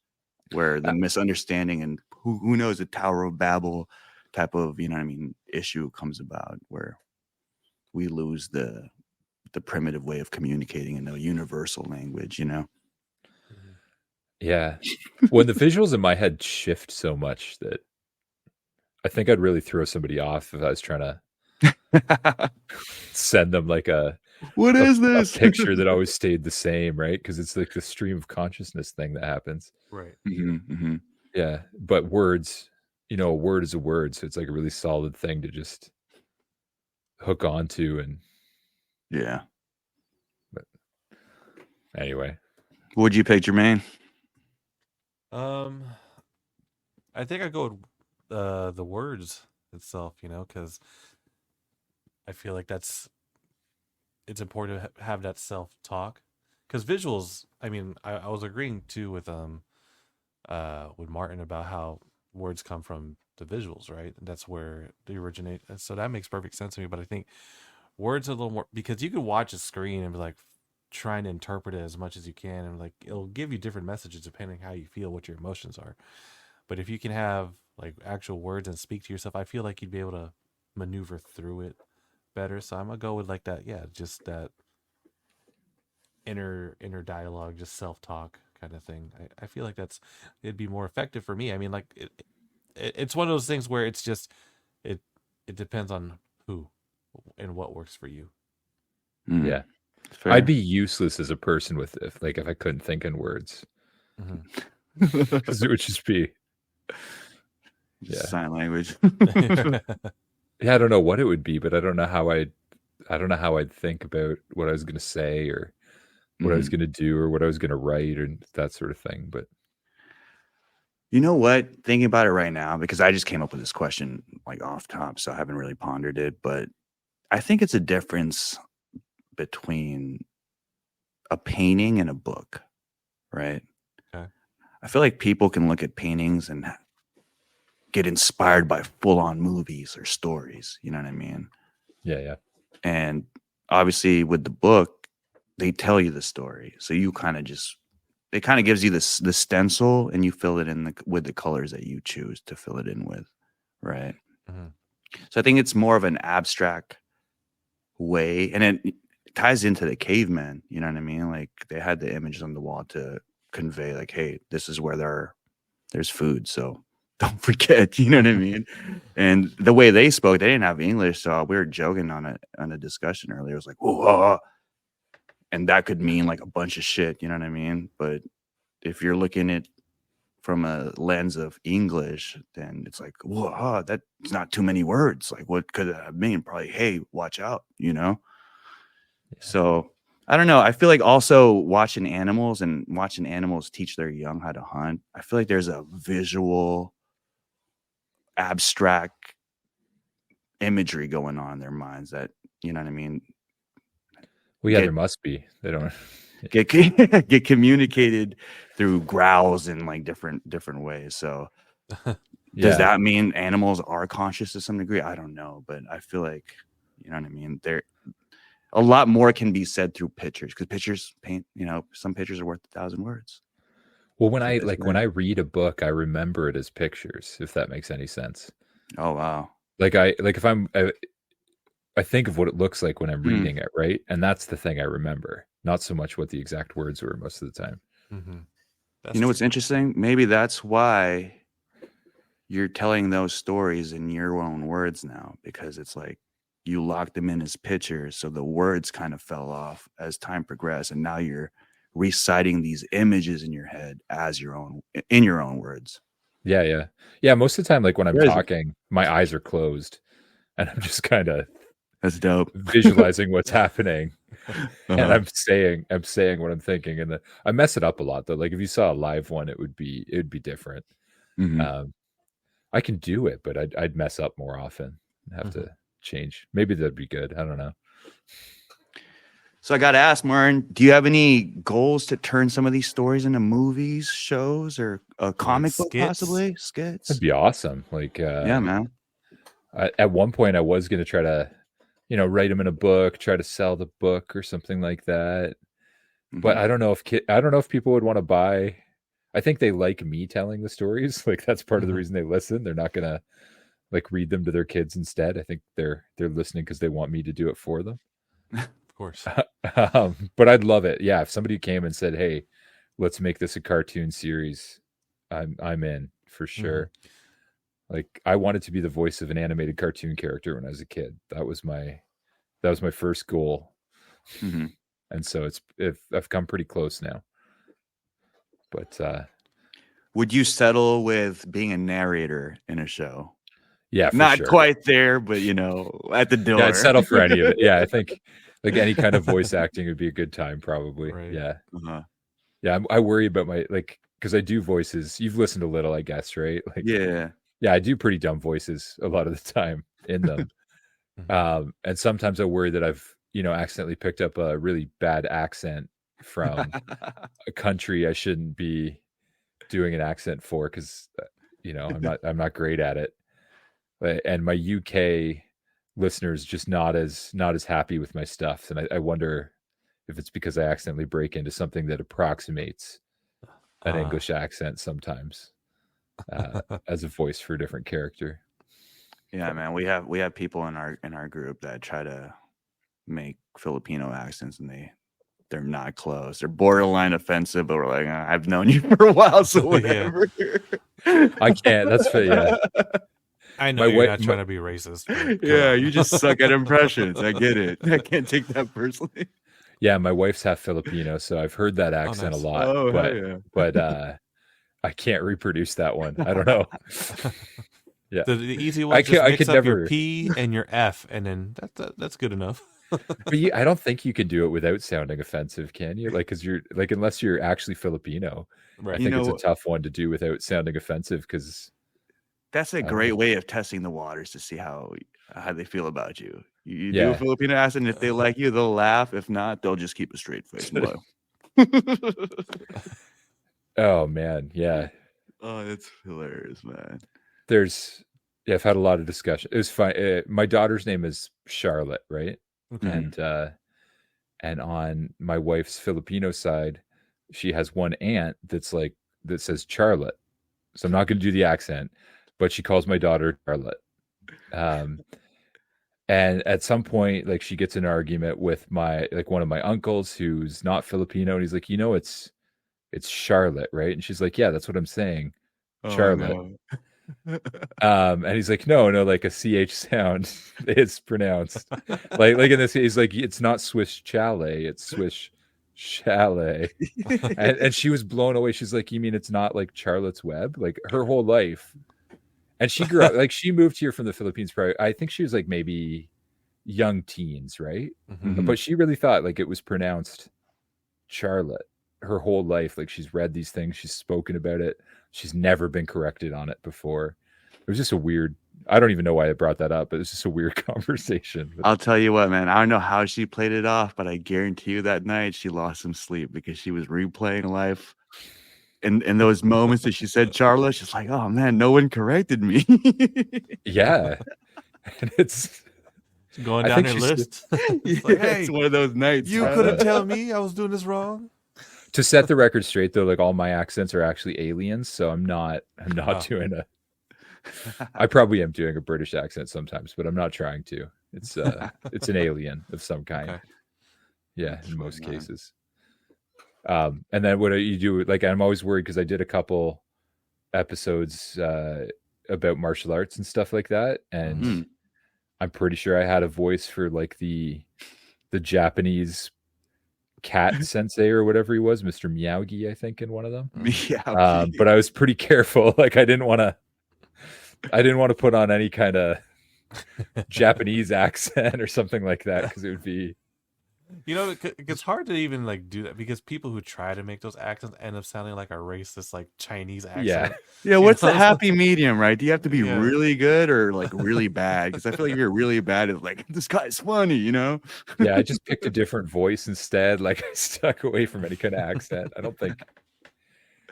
Yeah, it's hard to do any accent that isn't part of your own heritage without seeming kind of racist, right? Like, nobody's going to be mad at me if we're doing a British or like an Irish accent, but like, they would for pretty much anything else, I think. So Nowadays. yeah, yeah.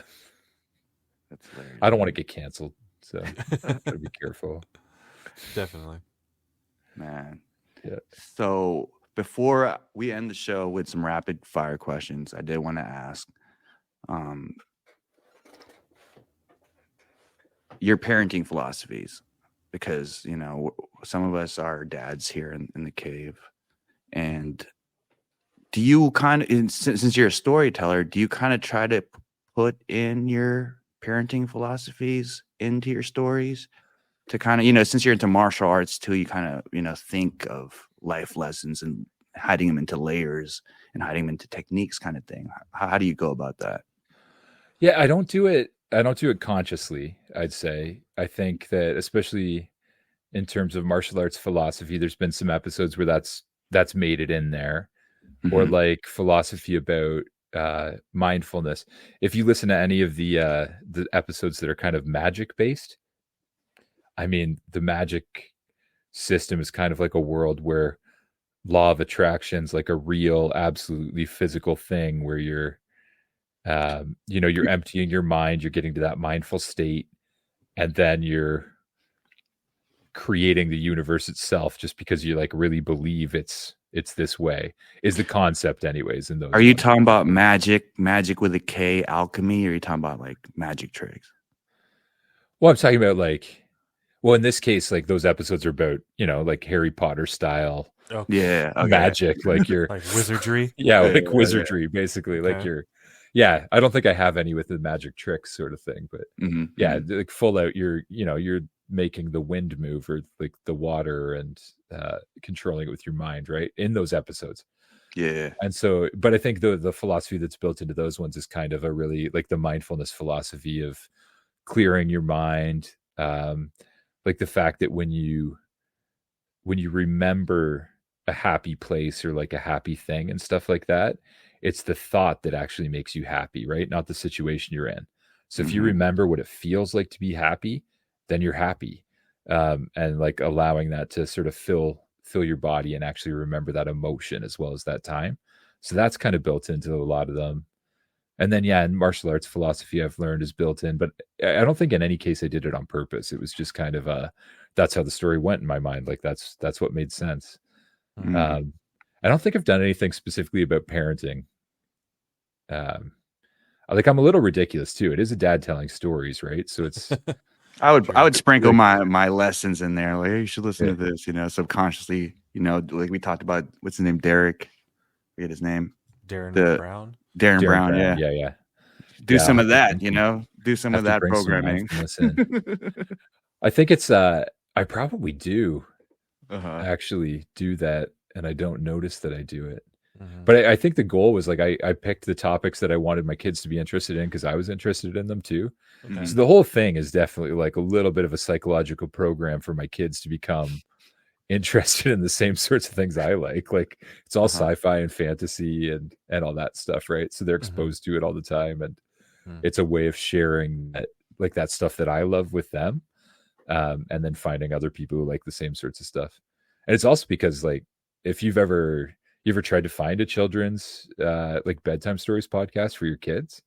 No, man, you're one of the pioneers. I'm telling Yeah, you. it's there's some out there, but like a lot of them are there's good stories podcasts, but they're not necessarily the thing you want to like listen to before you go to bed because people are reading like things that aren't copywritten, stuff like that. But some of that's scary. Like if you like look at old fairy tales or fables and stuff like that, like it's not always calming. So Yeah. I Uh-huh. feel like scary story podcasts would do pretty well too, though. they There's a do, huge yeah, just community not for right that. for before bed, right? Yeah. Like there's great Well, there's there's some weird great people out there who'll listen to it before Yeah, bed. yeah, you're right. yeah, there's great stories podcasts. I think there's one that's like it always bothers me that it's more popular than me because it's just like a person pretending to be a Pokemon character and like um Hey, that's my Like, AI channel, bro. Just oh, kidding. sorry. You know what? Could be. You know what it sounds like though? You got to do here. You got to make stories about a guy and his tractor. It would, No, yeah. I you haven't gotta done that. you gotta episode release your yet, own but tractors, bro. There'll be know? a new. I will do a new series on that. Yeah, the tractor. It could be just a kid with a tractor, right? The tractor Yeah, could do fun it's- things. You never know. You put something like that together, Mhm. one of your most watched videos, and then with your podcast, who knows? Yeah, we'll call it Tractor Dad, Tractor Daddy.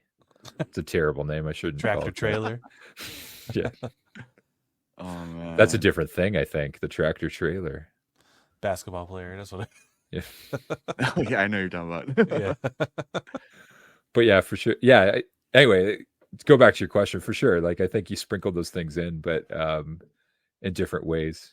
hmm And yeah, I wonder if I've put life lessons in there that my kid's always going to remember.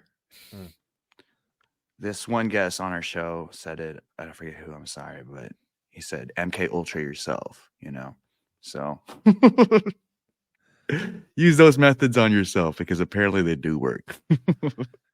Yeah, like well, that's the Darren Brown thing, I think, too, Yeah, isn't it? Like, right. Mm-hmm.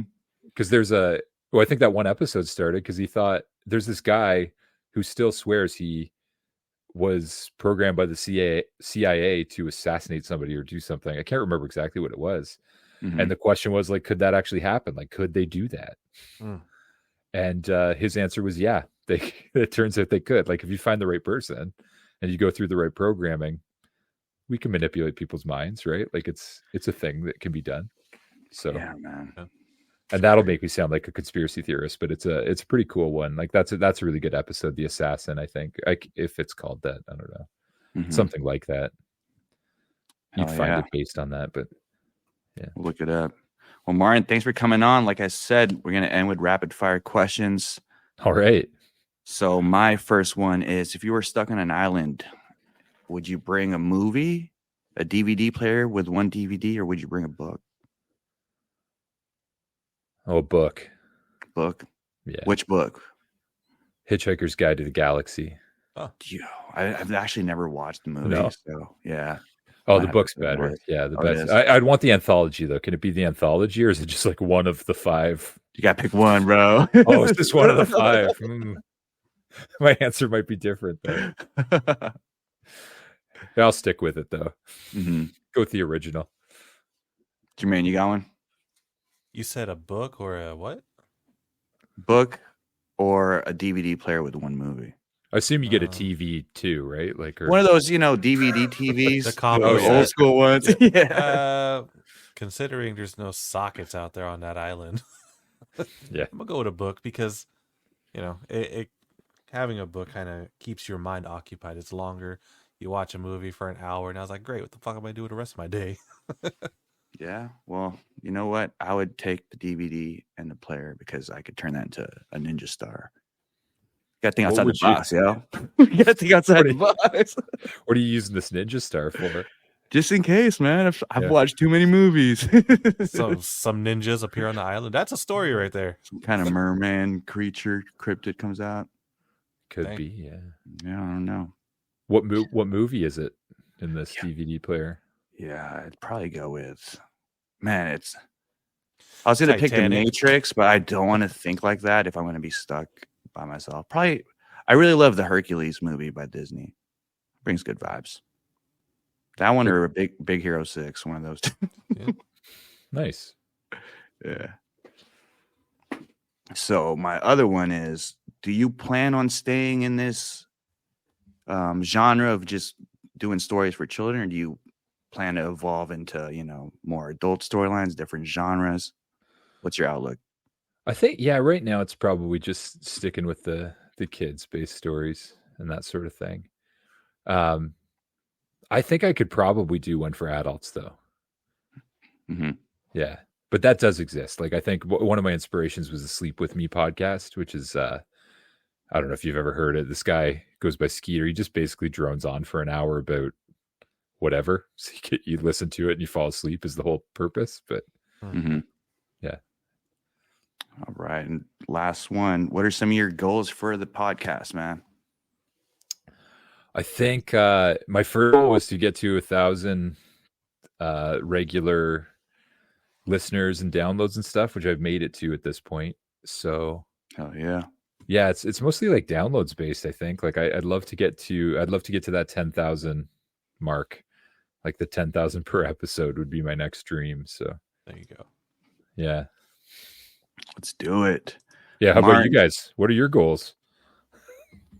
What are your goals, Jermaine? For It's a good this question. We never podcast, get just asked that, really. Just to, reach like-minded people and hopefully connect and kind of unravel things together, because yeah, we talk about a bunch of different conspiracy theories, or I just want to build a community where everyone can get together, like, open-minded, and just kind of share things and kind of figure things out together and understand how things are going around us, and and have a diverse community where we could talk about comics, movies, stuff that you're into as well. Just to create a very flourishing community is my goal with this. That's a good goal. Yeah, I guess in that similar way, my goal is to make people fall asleep. So just one. There you go. Yeah, mine is actually, it used to be to build a community, but it's kind of changed recently. I feel like it's been more to learn and to document that moment where I'm learning on this moment, on the spot. You know what I mean? Okay. Because it's almost like you learn with me. And from there, I feel like one of the side effects of that is having a community.